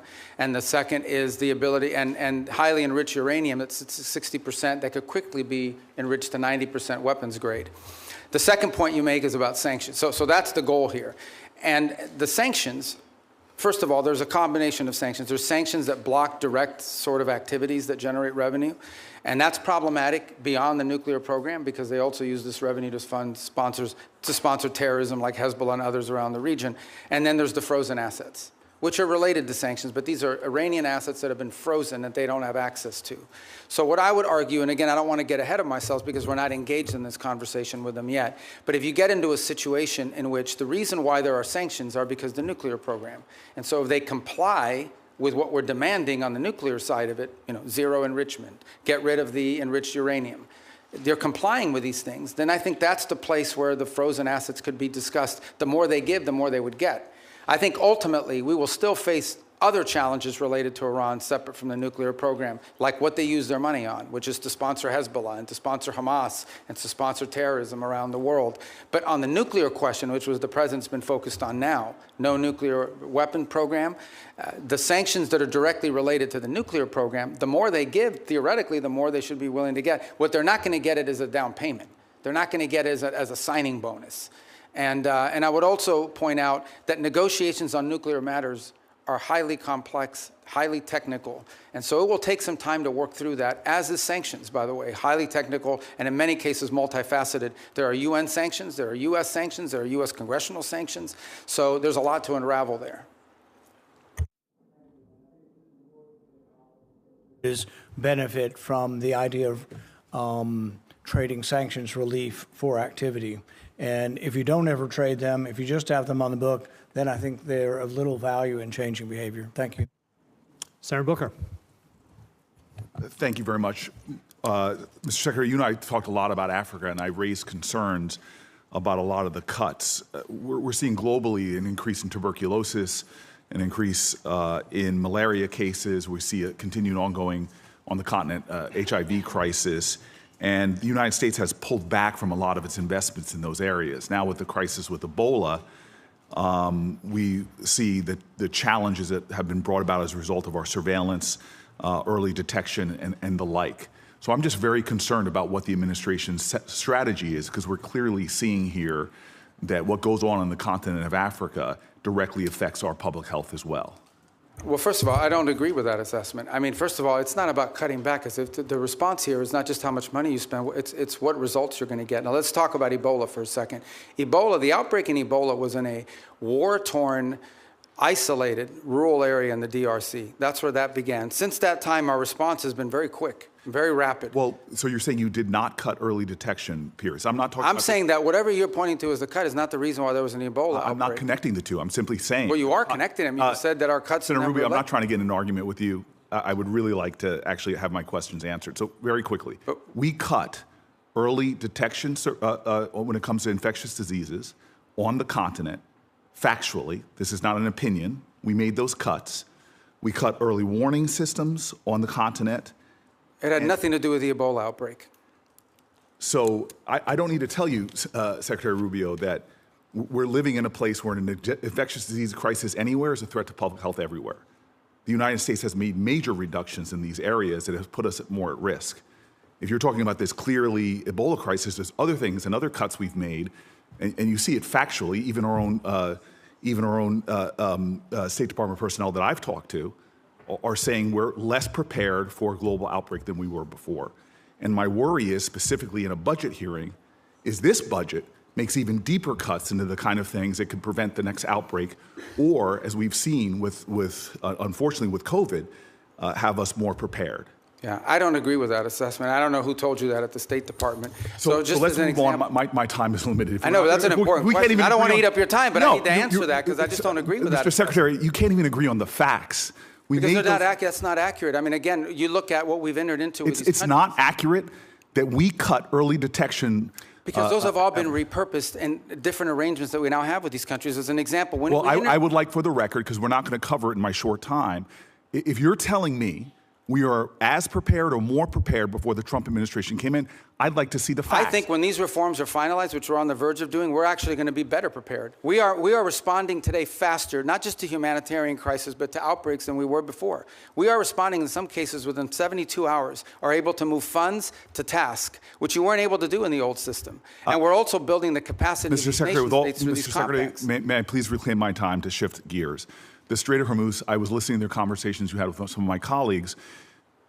We've now seen the Strait close for months, and you explained that we're going to see an opening of the Strait, and that ultimately the exchange we will get for that is, after that fact, we will release certain sanctions. Is that correct? No, that's not what I said. What I said was that if they open the Straits, we will lift our blockade. The Straits and the blockade are what are interrelated. And so for the nuclear program, in exchange for getting rid of the fissile material out of country, I imagine, is what the highly enriched uranium, we would release sanctions. Is that correct? Well, it's not just that. It's also their enrichment activity. They would have to, they would have to make very severe and significant concessions on what they intend to enrich in the future. And already with the March relaxing of sanctions, allowing Iranians to sell oil to the Chinese, estimates have been between $10 and $50 billion they got from that relaxing of sanctions. How much money might we see in a deal in our relaxings of sanctions in order to get rid of the highly enriched uranium and stop their enrichment? Well, let me just tell you on that portion. The sanctions that were released on Iran were boats on the water. And so that oil was already out in the marketplace. It was sold at market rates, but the sanctions covered, and to the extent we've been able to enforce them, we have the revenues of those sales. So yeah, the Iranian oil was unsanctioned so that it could be sold, but the revenue would have to flow back to blocked accounts, which our sanctions were able to go after. We've also seized, I believe, 6 vessels in the Indo-Pacific that involved Iranian sanctioned oil on top of it. So that wasn't necessarily a trade. They didn't get $50 billion directly as a result of. They might have gotten some of it. They certainly didn't get the majority of it. They are now losing hundreds of millions of dollars a day in revenue because of the blockade. And the blockade exists because of what they're doing in the Straits. Right, and I guess the conclusion I have, and my time's expired, is that the Strait of Hormuz was open before this unjustified war. We're now scrambling to try to find a way to get it back opened again. Not only is it causing economic havoc to our country and to residents all around this nation, families trying to make ends meet, but you see on top of that, the Iranians finding ways to leverage that, as we allowed them to do with the Chinese for tens of billions of dollars. And so my point is, before we even get to a nuclear negotiation, this regime is getting money to rebuild, purchase more drones, cause more havoc. And this is before we're even trying to get back to. But I apologize. I don't understand how they're getting this. What revenue are you referring to? Well, there's 2 sources of revenue we're seeing. One is the revenue from the Chinese. That's factually documented. And number 2, the revenue that you're proposing that they should receive by releasing all of their highly enriched uranium, as well as in making a commitment about their enrichment capacities. Okay, yeah. Hold on. And that was the exact deal that you guys vilified, that the president and you vilified President Obama from having. Yeah. No, so I here don't we have a worse situation where our adversary and our enemy, who's causing havoc in the region, who is funding proxies and terrorists, has discovered, thanks to you all, the power of shutting down the Strait of Hormuz. No, they didn't discover. They knew that a long time ago, and they've done it before. Clearly, we all knew that a long time ago. That's why this ill-conceived war should have never happened. Yeah, but you have made our adversary in a stronger negotiating position. We are the strongest nation on the planet Earth, and we're in a stalemate with Iran. And now we're begging to get back into a deal that you all trashed in the first place. There's no one begging. I don't Clearly, this is a Senator Booker, your time's up. Senator Rubio, since he's I do want to address some of these respond. points because they go to the heart of the matter. No one's begging for anything here. The Iranians might be begging because their economy's losing hundreds of millions of dollars a day. That they are losing. Understand, Iran had street protests going on before all of this started. All of those factors, economic factors in Iran, are far worse today than they were 6 months ago when those protests were happening. They have hyperinflation, their currency's completely devalued, they're struggling to make payroll for their government workers. Iran is in a very serious situation, and if it was up to the political class there, and I understand everybody there is sort of radical in some way, but if it was up to the people that actually go to elections and wear the suits and you see on TV, they'd probably make a deal tomorrow. It's the issue they're facing is that the supreme leader and the IRGC Corps are a little bit more immune from those pressures until they can be convinced otherwise. And I think that's the direction that they're moving in, because the reality, I don't know where you're getting this perception that Iran is stronger. Iran has no navy left. They've lost a substantial percentage of their defense industrial base. That Iran has lost a substantial percentage of their missile launchers. And their economy is far worse today, and I mean far worse today, than it was 6 to 9 months ago. And they are looking at hundreds of billions of dollars of reconstruction costs just to get to where they were 6 months ago. Mr. Rubio, you keep telling us how we're winning this war. The president keeps saying, well, the war's over completely annihilated. The war is not over. And yet the American people see how we're losing at the pump and with their costs, and yet this thing still hasn't been resolved. Every day he tweets out, oh, we've obliterated them, we've annihilated them, they're going to surrender. But yet we still find ourselves spending billions of dollars a week Senator on Booker, a war abroad. You've gone way over. And it would be nice if we had hearings where people Thank you, Senator Booker. Senator Scott. All right. Secretary Rubio. So first off, do you think it's important to Americans that the Iranian regime doesn't have nuclear weapons and ability to destroy? I think it's important to the world. Yeah. The whole world. I mean, this question about the Straits is a great example. Imagine, the Straits gives them leverage. Imagine what nuclear weapons would give them leverage to do. At that point, they wouldn't even have to announce that we're controlling this. They would just say, we control the Straits. There's nothing you can do about it because our nuclear weapon will allow us to do it. You will have to pay us a toll for using an international waterway from now on, and you can't do anything to us militarily because we'll blow you up with a nuclear weapon. That is the leverage that they were trying to build. If they ever got a nuclear weapon, not only would they have a nuclear weapon, not only would they control the Straits, they would be able to act with impunity because you wouldn't be able to touch them. You wouldn't be able to do anything about them. All right. I want to thank you for what you're doing. Let's talk about Latin America, which is, as you know, important to a lot of people in our state. So thanks for what you've done with both Venezuela and Cuba. Let's do Venezuela first. I think every Venezuelan I know is appreciative of what happened with Maduro. And I know you have a three-step process to get to democracy there. Can you talk about where you are? I mean, I know you've busted your butt to try to get Delcy Rodriguez to do the right thing. We still, unfortunately, have political prisoners not released. We still have oppression. So can you just talk about the process you're going through? Well, first of all, I remind everybody, what's today, the 2nd? So it's literally been 5 months. Right. Like, I know it seems like it was 10 years ago, but it's been 5 months. And I think Venezuela is in a better place today and in a better trajectory today than it was 5 months ago. Now, is it where it needs to be? Is it where it needs to ultimately wind up? The answer is, of course, no. Ultimately, in order to truly transition, they have to have multi-party, free and fair elections. But the conditions for free and fair elections are the following. First of all, you have to have a free and open media. And while you've seen independent journalists are now, for the first time, activated again, that has to exist. Political parties have to be given the space and time to organize. The National Electoral Council has to be reformed so that it has members in it that will actually accurately count the vote.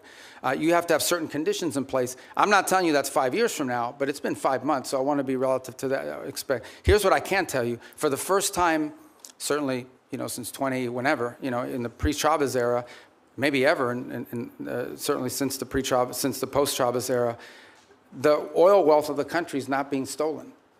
The oil wealth of the country is going directly to pay government workers, buy medical equipment, audited by KPMG. That's a significant advance. That's not a permanent situation, but that's a very valuable one today. You have seen reforms. You have seen, for example, the infamous prison, El Ocoide, it's been closed. You still have about 400 and something, what we determined to believe to be political prisoners, but you've had many others that have been released, including many high-profile ones. You've seen a systemic reform in individuals involved in their government, replaced by new people. You know, some we don't know well, others we know a little bit about, but certainly better than the people whose place they took before. You've seen a level of cooperation on a couple of topics that I actually can't even discuss in a setting like this, but be more than happy to talk to you about, any of you about, in the appropriate setting. And I think that's been a positive. By the way, you've seen the retrieval. The United States, with the full cooperation of the Venezuelans, went in and retrieved highly enriched uranium. They had highly enriched uranium in their country because of an old reactor program, not because of nuclear weapons or anything, and they wanted it out of their country. And we were able to go in and actually retrieve it along with the UK mission that went in with us and get it. We have a functioning embassy, and we have direct flights for the first time. Venezuelans are now able to go back, not just visit relatives, but begin to engage in the economic life of the country. All of that is to say, it's been 5 months, there is a lot more to go.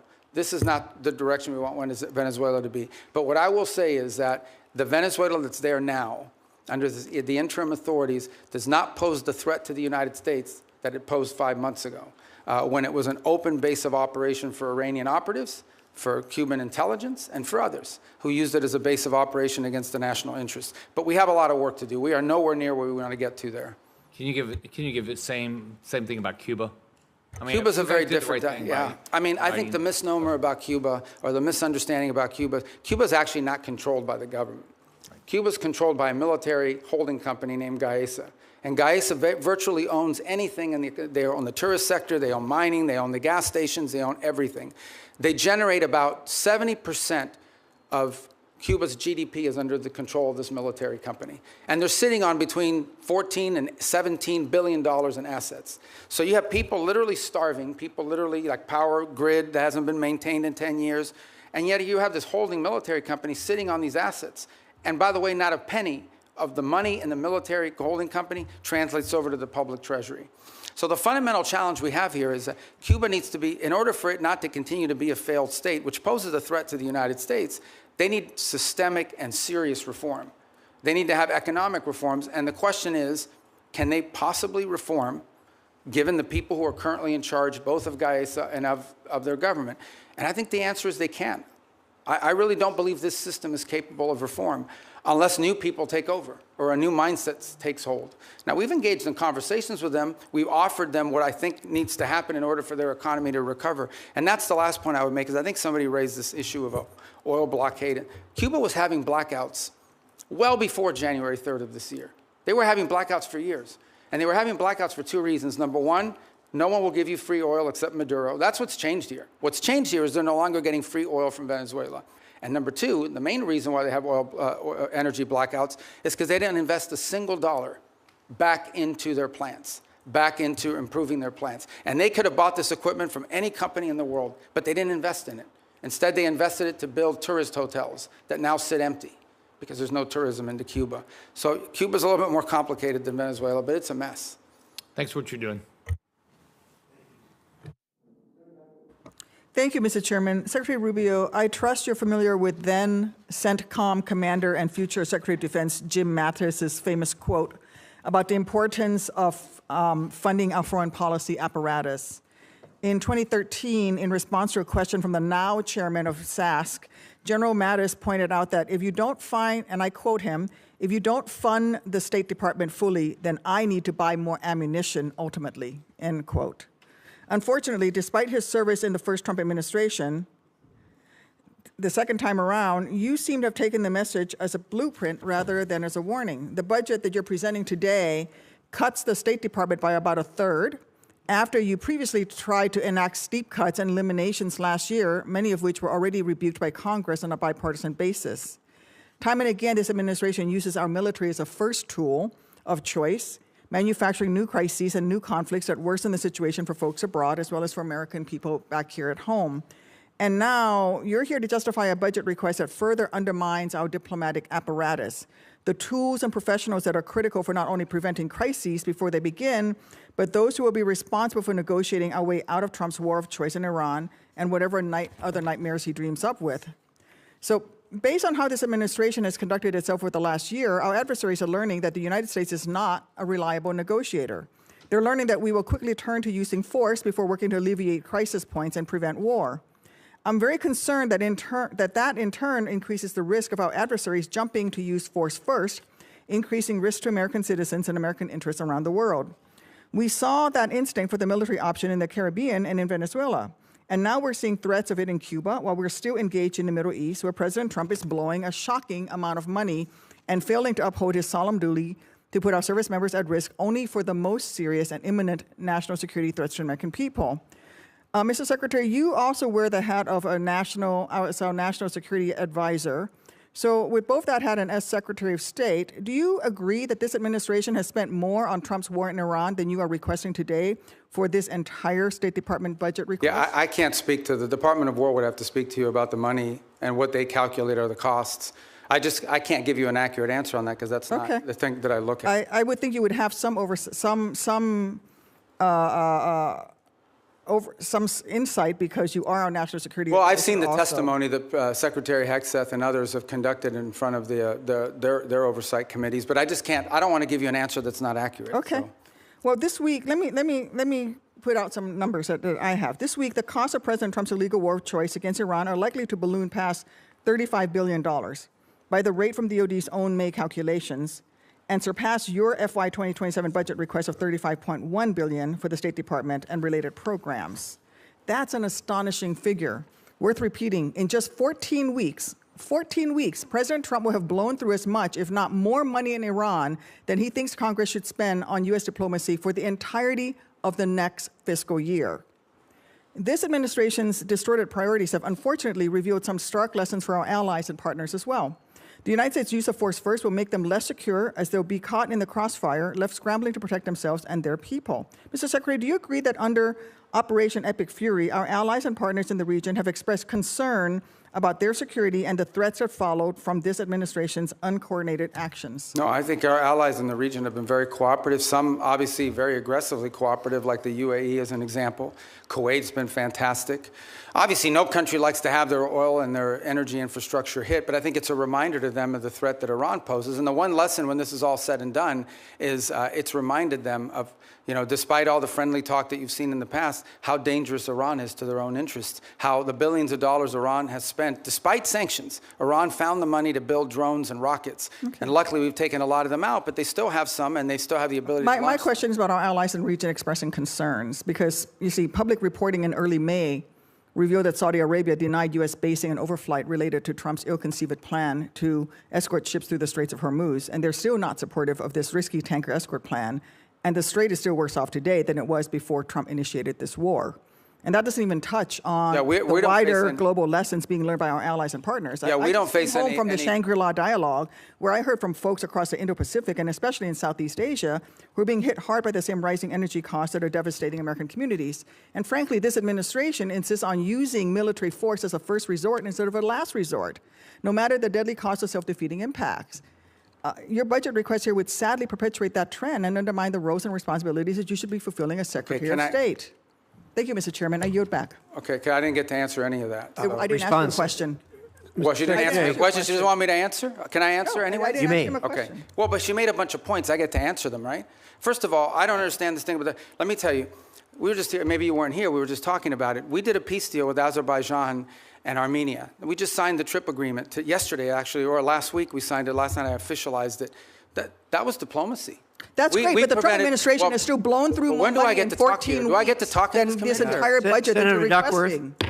Senator Duckworth, I'm going to let Senator Rubio reply to the statements that you made at his request. Yeah, that's. But we've got a hard stop at 12:30. Okay, but I know. But you said a lot of stuff. I get to answer some of it. All right. So the first is the second is India-Pakistan. We ended that war. We were involved in helping broker that. Thailand, Cambodia. That's diplomacy. We've been very engaged in fact, as I sit here now speaking to you, I've got the Lebanese government and the Israeli government meeting at the State Department starting at 8:30 this morning for the fourth time after engaging last week at the military level. So we're carrying out now, we're carrying out diplomacy all over the world constantly and very successfully in many cases. Now, let me make one more point that you raised about the budget request. Guys, we understand how this process works, okay? You guys understand. I know because I've been involved all the time. We OMB produces sort of timelines for every agency. We put forward a budget. We say, this is the money we've been allocated. This is how we would spend it.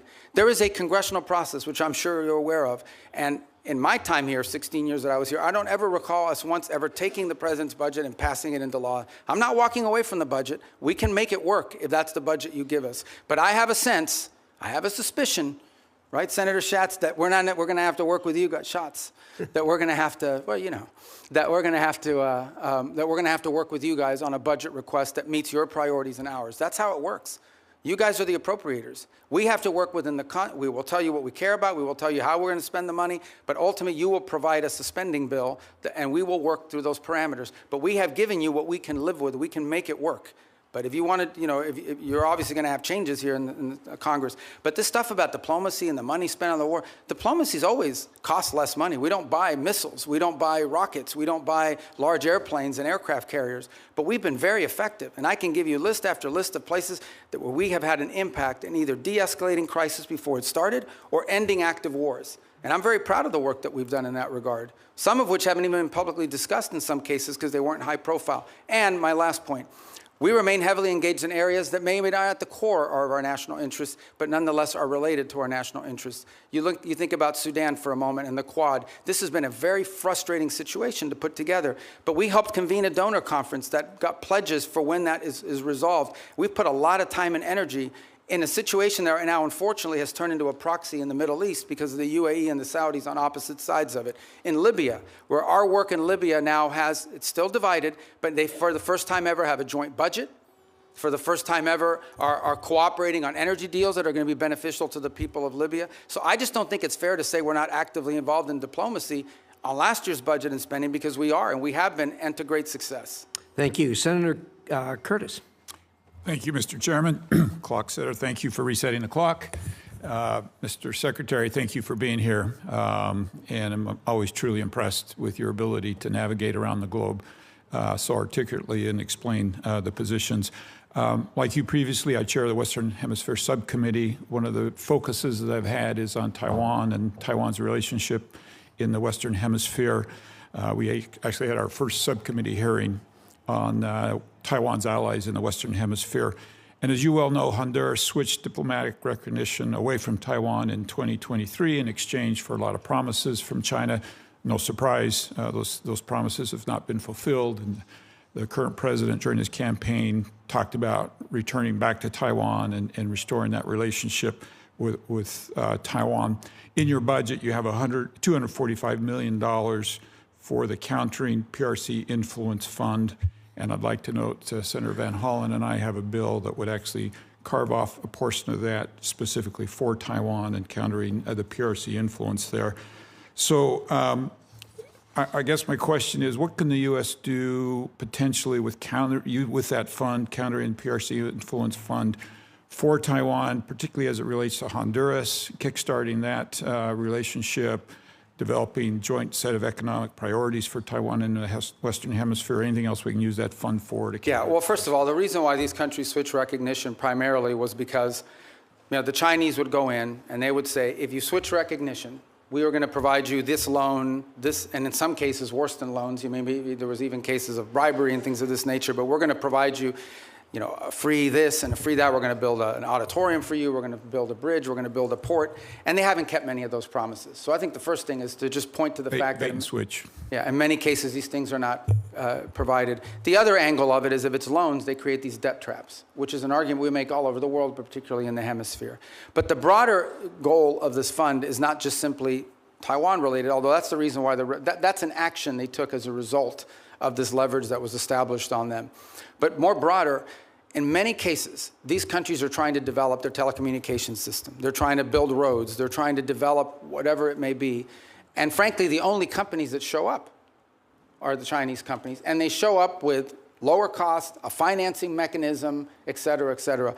Now, there's a track record of not completing these projects. There's a track record of flooding the country with Chinese workers that come and do the work. So I think part of this fund is designed to create alternatives to that, to give these countries alternatives to the Chinese or other foreign malign influence that might be occurring in their country. Part of that is attracting U.S. commercial ventures to do it. But part of it is providing the resources so these countries can go out and do this without being subject to or vulnerable to this sort of leverage tactic that's used against them. Thank you. Let me switch to China for just a minute. Your budget notes the merging of the Foreign Service Institute, where a lot of the state language training takes place, with the Human Resource Bureau, and I'm hoping that can improve the language capacity. But here in the Senate, I've picked up the Uyghur Policy Act, which you led when you were here. Part of the bill that I'm especially supportive of is the provision that's supporting the Uyghur language training for Forest Service officers is not only important but required, and that we have Foreign Service officers in Asia and China that can speak that language. I think it's absolutely vital that our diplomats be able to understand the people in their own language as to the abuses that are going on there. Given your previous experience on this bill and the department's focus on the CCP's repression, do you still support this provision, and can you just speak to how important this is? Yeah, well, I think obviously the Uyghur language is not a widespread language around the world, but it's incredibly valuable in an important part of the world. And so I think we want to see a language proficiency. That's generally been a challenge writ large over a period of time. And one of the goals of the consolidation is to be able to drive language school more effectively, more quickly to Foreign Service officers before they're deployed. Obviously, proficiency in certain languages are very difficult. They take longer periods. Some languages are harder to learn than others, especially if the base of the language is, you know, like, just to give an example, it's easy to learn Italian if you speak Spanish. It's much harder to learn Mandarin, you know, and or the Uyghur language for that matter. So, but language is a priority for us.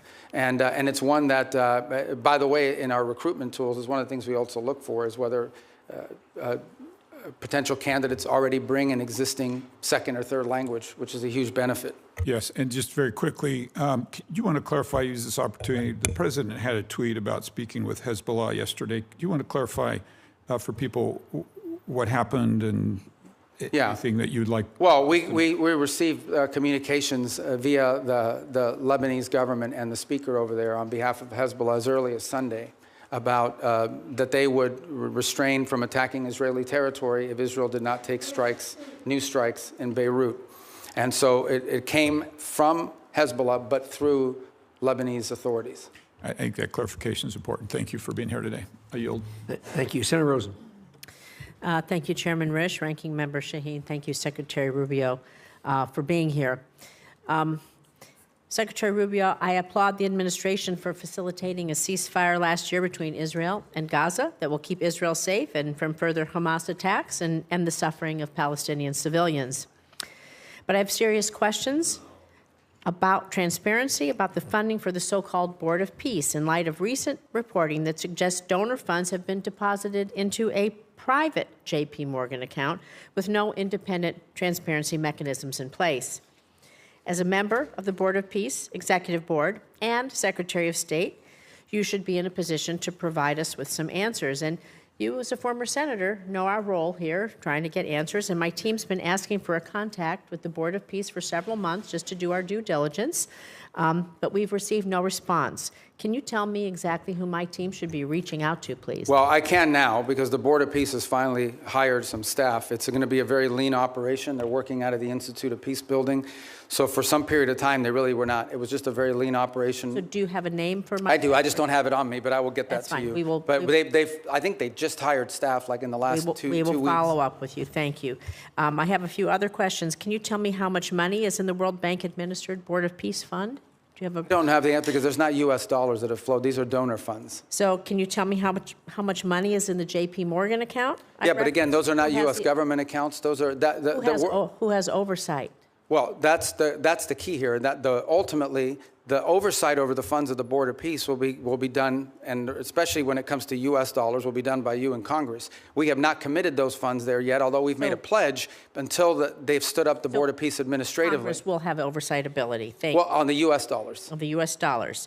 Can the money in the J.P. Morgan account be used to compensate the president or his family or anyone directly? No one's talking about doing that. President?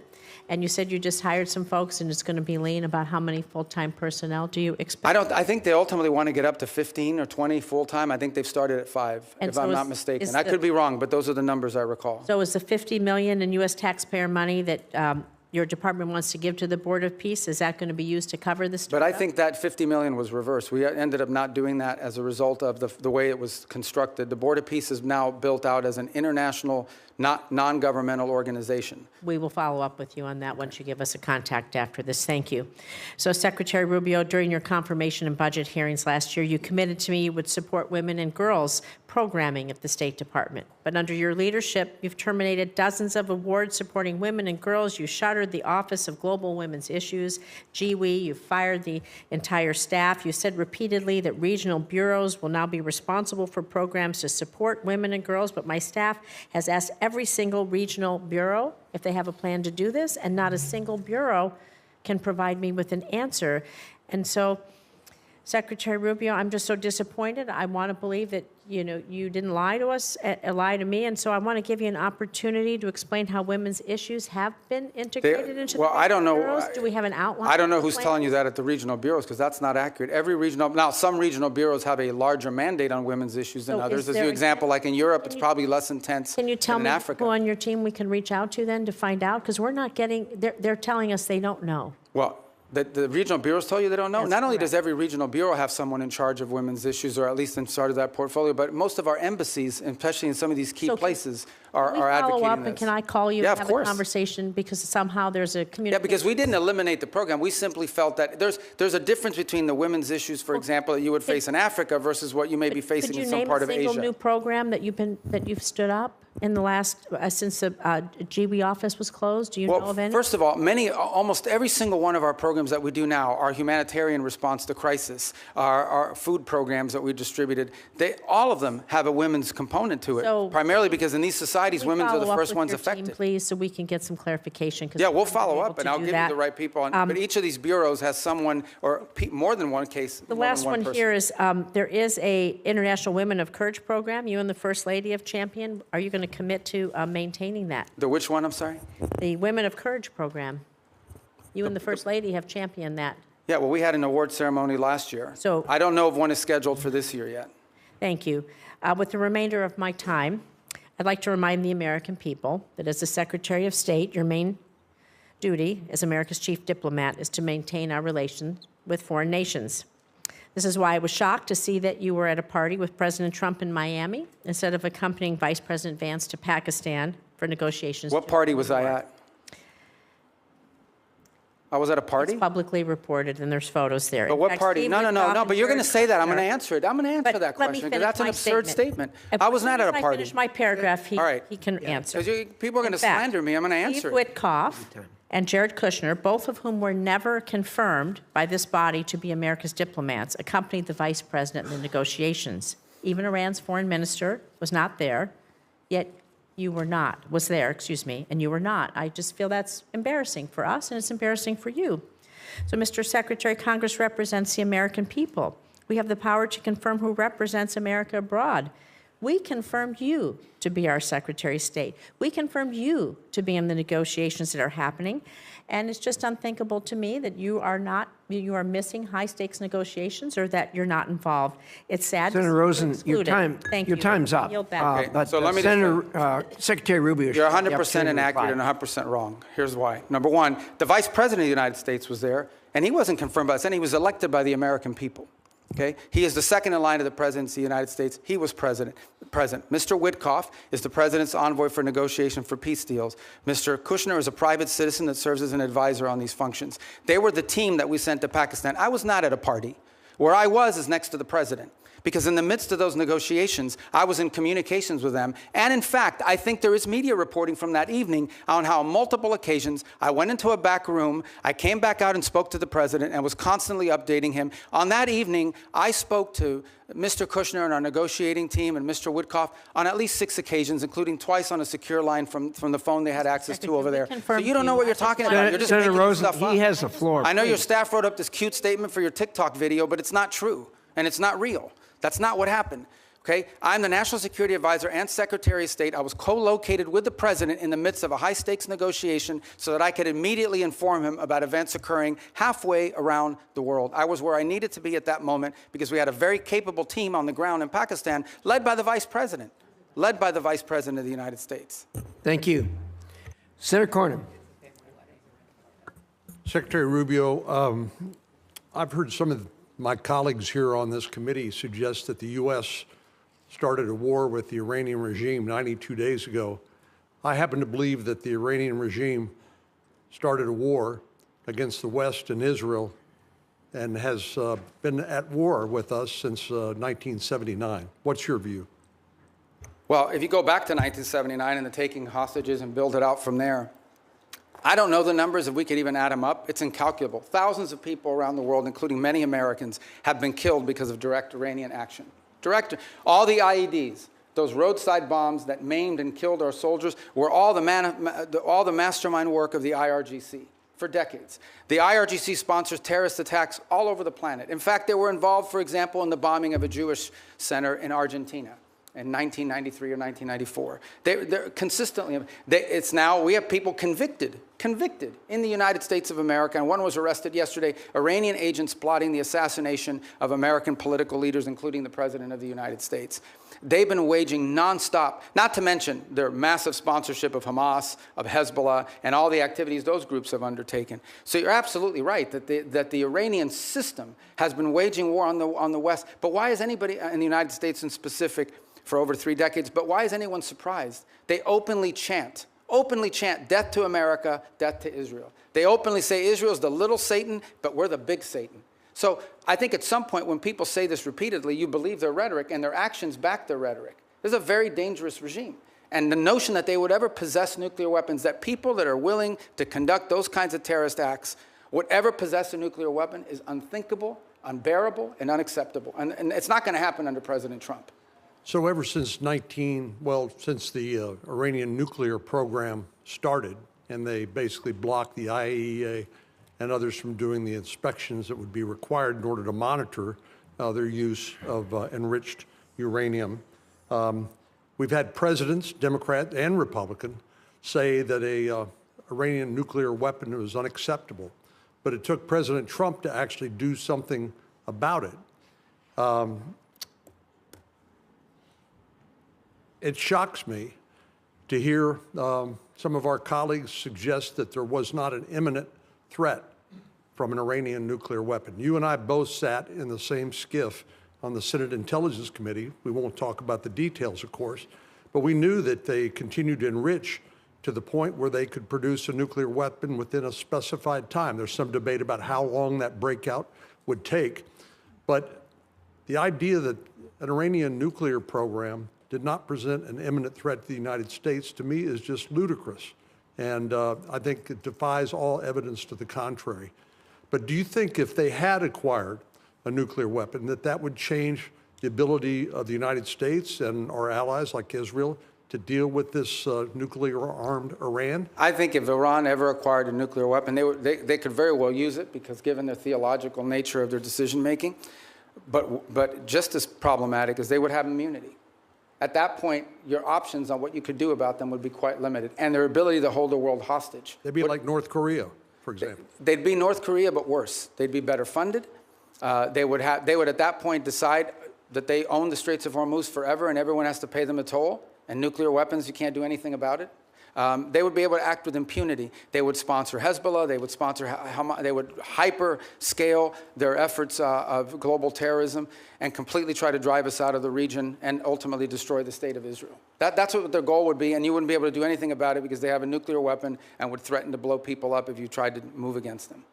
Notwithstanding the importance of denying Iran a nuclear weapon, I do applaud the president's attempt to try to use some diplomacy here in order to deny them access to the enriched uranium and their other weapons that they use against Israel and the West.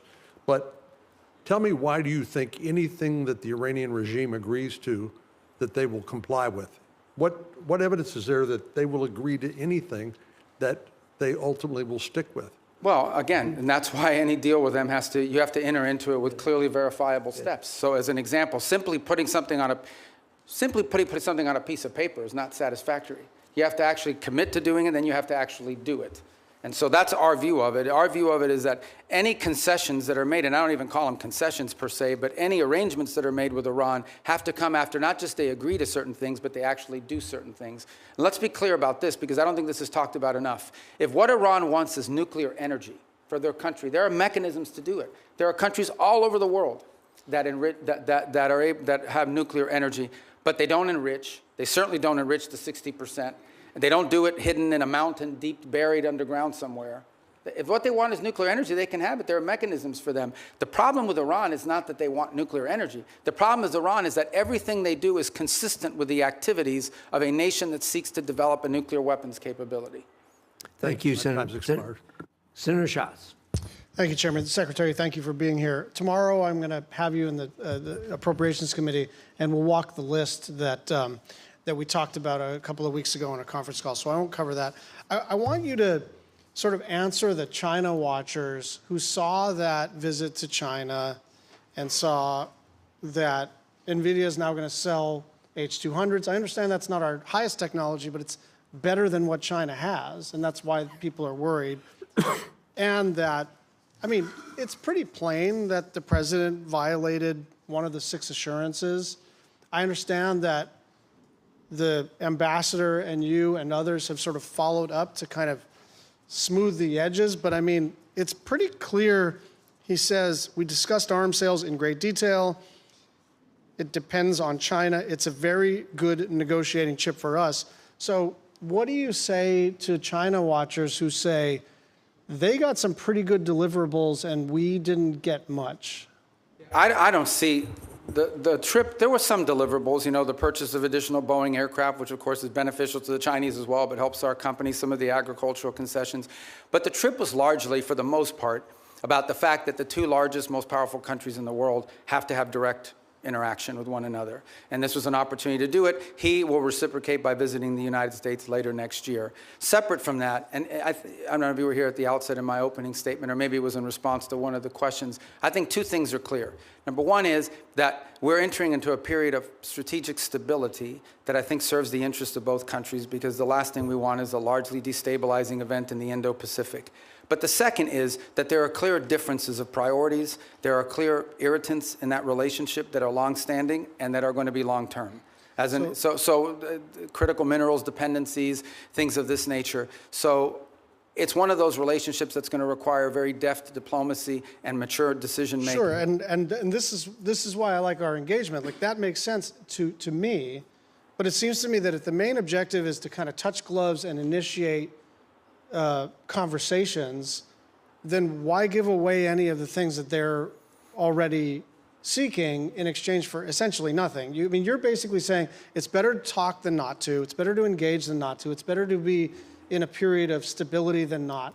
I agree with all that. I just don't understand why we would want to sell them our second best chips, and why we would start to at least complicate the question of our assurances regarding Taiwan. I'm going to move over. We're going to stay in the Asia-Pacific region. The Marshalls, the Philippines, and Tuvalu have declared a national emergency on their energy situation. South Korea says its energy crisis is a war-like situation. You've been around a long time on this committee and now as secretary. It is always the case that something in the Middle East undermines our ability to project power in the Asia-Pacific region. But it's not just a question of opportunity cost and attentional challenges. Now we're talking about our allies in the Asia-Pacific region really taking it on the chin with energy costs because of the Strait of Hormuz. What do we say to them? Just hang in there? Yeah, no, a couple points. It's one of the steps that we've taken and some of the things that we've done around the world, whether it's the release of strategic reserves, whether it's not popular, but, you know, we got questions about here earlier today, but making available for a limited period of time both Iranian oil on the water, though they don't enjoy the revenue of it, and some of the Russian oil on the water as well. The third point, though, that this points to is a much deeper one, and that is that while the Straits of Hormuz provides about 20% of the global oil supply. It is probably 80 or 90% of the supply in the Indo-Pacific, given the geography and so forth. So one of the things that I think is going to come about as a result of all this in the long term is more diversification in where they're going to get their energy from, including from the United States potentially, certainly with Japan and some other countries in the region will benefit. But you know that the sort of project it takes time. It all takes time. So understood. That's like cold comfort if you're running a country and your gasoline and your fertilizer and all your input prices just skyrocketed because of President Trump's decision to go to war with a country clear across the world. But see, and I understand your point, but I also think in all these questions, we're getting a lot of questions about us. I don't think it's fair because ultimately, the people who have closed the Straits of Hormuz are Iran, and they're doing so in violation of every international law you can imagine. The Chinese are against it. Everyone is. We have, I think, a record number, 140 co-sponsors at the United Nations on this resolution that hasn't come up for a vote yet to condemn what they're doing and to reopen the nobody's Straits. defending what Iran is doing. I think what we're saying is this was not just predictable, it was predicted. This was what everybody said. You don't have to be some expert in foreign policy. You don't need to get into a skiff. You could literally put this into an LLM and say, what'll happen if we take kinetic action against Iran? And the first thing that would pop out is, well, they'll probably close the Strait of Hormuz. So it's really shocking to me the degree to which this administration expresses shock that the thing that everybody said was going to happen ended up happening. But here's the point I would make on that, in that the reverse of that is, so that the alternative is to say, well, then we have to go ahead and let Iran develop a nuclear weapon or they'll close the Straits of Hormuz. I mean, at some point you have to take action on this situation, understanding there'll be a reaction to it, but it cannot be. Iran will always have the ability to threaten the Straits. You don't need much sophistication to, if you threaten commercial vessels and shooting them, they're going to stop moving. Dropping mines, by the way, it's not just Iran that can do it. The Houthis could do it in the Red Sea, and they're not nearly as large as Iran is. I think this is a more fundamental challenge, and that is, are we now forever limited doing it? Do we just have to let Iran go ahead and develop a nuclear weapon because of their threat to close the Straits of Hormuz? That's an untenable situation. Secretary Rubio, thank you. But I'll see him tomorrow, so don't worry. Yeah, okay, that's good. Tomorrow's a probe. I know we're supposed to have a hard stop at 12:30, but no, we'll do it. Senator Cruz has been patient. I hope you'll give us only because it's him. One more bite of the apple. Thank you, Mr. Chairman. I will say, Mr. Secretary, since you left the Senate, I've been obliged to serve Cuban coffee in my meetings because you left me as the only Cuban American left behind. So come by if you want a cafecito. Let me start by saying that President Trump's decision to strike Iran was the most consequential decision of his second term as president. And I want to commend you, I want to commend the President and the entire administration on the extraordinary success we have seen. In less than 40 days, the United States has utterly and completely destroyed the military and nuclear infrastructure that the Iranian regime spent nearly 50 years building. Every day that passes increases American leverage. Iran is weaker, poorer, and more isolated than it's been in decades. The President has laid out 4 red lines for any resolution to this military conflict. Number 1, that there be zero enrichment by Iran. Number 2, that they hand over all of their enriched uranium. Number 3, that they stop funding terrorism worldwide. And number 4, that they open the Strait of Hormuz. I agree with all 4 of those red lines. Do you agree with those red lines, and how achievable do you believe they are in the coming weeks and months? Yeah, you stated the poor positions the President has taken accurately, and the entire administration is supportive of it because that's what we take our directives from the President, and personally during my time in the Senate, these would be consistent with my thinking. I would only reverse it in the following order. The Straits of Hormuz, it would have to come first because what they're doing there is unlawful and illegal to begin with. That has to open immediately. And that has to open immediately in exchange, not for anything else other than us lifting the blockade. We have a blockade on Iranian oil leaving. And the reason why we have a blockade on Iranian oil leaving is because they closed the straits. If they open the straits, and by open the straits, understand what we're saying. It's saying you're not going to threaten to shoot at commercial vessels of civilians and create ecological disaster. That's what they're doing. It's unlawful, it's illegal, it's outrageous. Every country in the world condemns it. If they end that, we lift the blockade. Then we enter into the second phase, which is the nuclear question. On enrichment, they don't need to enrich. If what they want is a nuclear energy program, they can have one without enrichment. And it was somebody the other day, a few questions ago, I forgot who it was, said that what we're working on is similar to JCPOA. It is not. JCPOA would have expired this year. And it allowed them to keep all the enrichment equipment that they needed. And clearly that equipment could get them to 60 and 90% because they've done it to 60% as a result of it. So it would have to deal with that question. And it would have to deal with the highly enriched uranium that they currently are in possession of. There's no reason to have, the only reason to have 60% enriched uranium is to turn it into 90% enriched uranium and put it into a weapon. So those remain, and on the sponsor of terrorism, absolutely.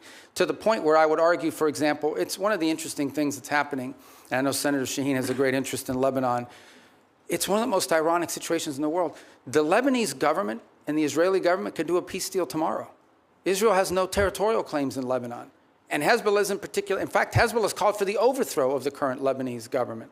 The impediment in Lebanon is the fact that Hezbollah has embedded itself into that country and is the reason for all the suffering that's happening there right now and all the suffering that's historically happened. Entirely funded, entirely controlled by Iran. There is no Hezbollah without Iran. There is no Hezbollah without Iran. I mean, there might be a political movement with ideology, but they don't have a bunch of rockets. They don't have a bunch of weapons without Iran. They are a complete, total proxy of Iran, and that's the kind of activity that needs to be. I want to come back to Hezbollah in a moment, just focusing for a second on Iran itself. For some time, I have urged the administration, I've urged Israel to arm the protesters in Iran. I don't think it is fair to expect the Iranian people to stand up, protesters to stand up with rocks against soldiers with machine guns. Are we arming the protesters, and should we be? Yeah, I'm not aware of any program to arm civilians in Iran to overthrow their government. I mean, there may be other countries doing it or other elements doing it, but certainly not the U.S. government. All right, let's go back to Hezbollah. So you spoke with the Lebanese president, Joseph Aoun, over the weekend. You know, the State Department sent out an email to journalists shortly after your call in which the State Department, a spokesperson, said, quote, Iran wants to prolong the conflict in Lebanon so it can claim credit for saving the day. I have to admit that didn't strike me as accurate. I don't think Iran wants to keep the conflict going in Lebanon. I think they desperately want Israel to stop killing Hezbollah. Do you agree with that? Yeah, I think the point I was trying to make is that we are trying to view the Lebanon-Israeli talks as separate and distinct from Iran. And what Iran wants to do is mix it all together. Because Hezbollah is not legitimate. There's a government in Lebanon. That's who we're dealing with. And Hezbollah is not their equal in terms of who we're going to be dealing with or who needs to be in charge. So the point we're trying to make is that is what Iran is trying to stymie. They are trying to stymie any effort in which Israel and Lebanon can work together and prolong it so that if an arrangement is reached at some point in the future, they can claim credit for having forced it through leverage. And that's why you see, for example, Hezbollah agreed to a ceasefire about a week ago and then immediately violated within hours. You would agree every Hezbollah terrorist that the IDF kills makes America safer? Well, Hezbollah is a danger to the United States. There's no doubt about it. I think the question is, how do you do that? And how do you achieve the objective of demilitarizing and defanging Hezbollah while at the same time strengthening the legitimate government of Lebanon, and particularly the president and others? That's been the challenge there for a very long time. That remains the challenge now, of course. The capabilities of the LAF are not where they need to be. But there are also elements within the LAF that are not who they need to be because they facilitate in some cases and cooperate with Hezbollah. So it's a very tricky situation. But I point you back to two things that have happened in the last few months. Number one, the Lebanese government expelled the Iranian ambassador because of Hezbollah. The Iranian ambassador says, I'm not leaving, and you can't make me. Okay, that's number one. The second thing that's happened is just a week ago, Hezbollah openly called, went on and said they openly called for the overthrow of the Lebanese government. So no one here should be under any, Hezbollah is not just an enemy of Israel and an enemy of America. Hezbollah is an enemy of Lebanon and of the Lebanese people. Thank you. Thank you. Thank you, Senator Cruz. Senator Rubio, you've been very generous with your time. We appreciate that. For the information of the members, the record will remain open until the close of business tomorrow, June 3rd. With that, the committee is adjourned.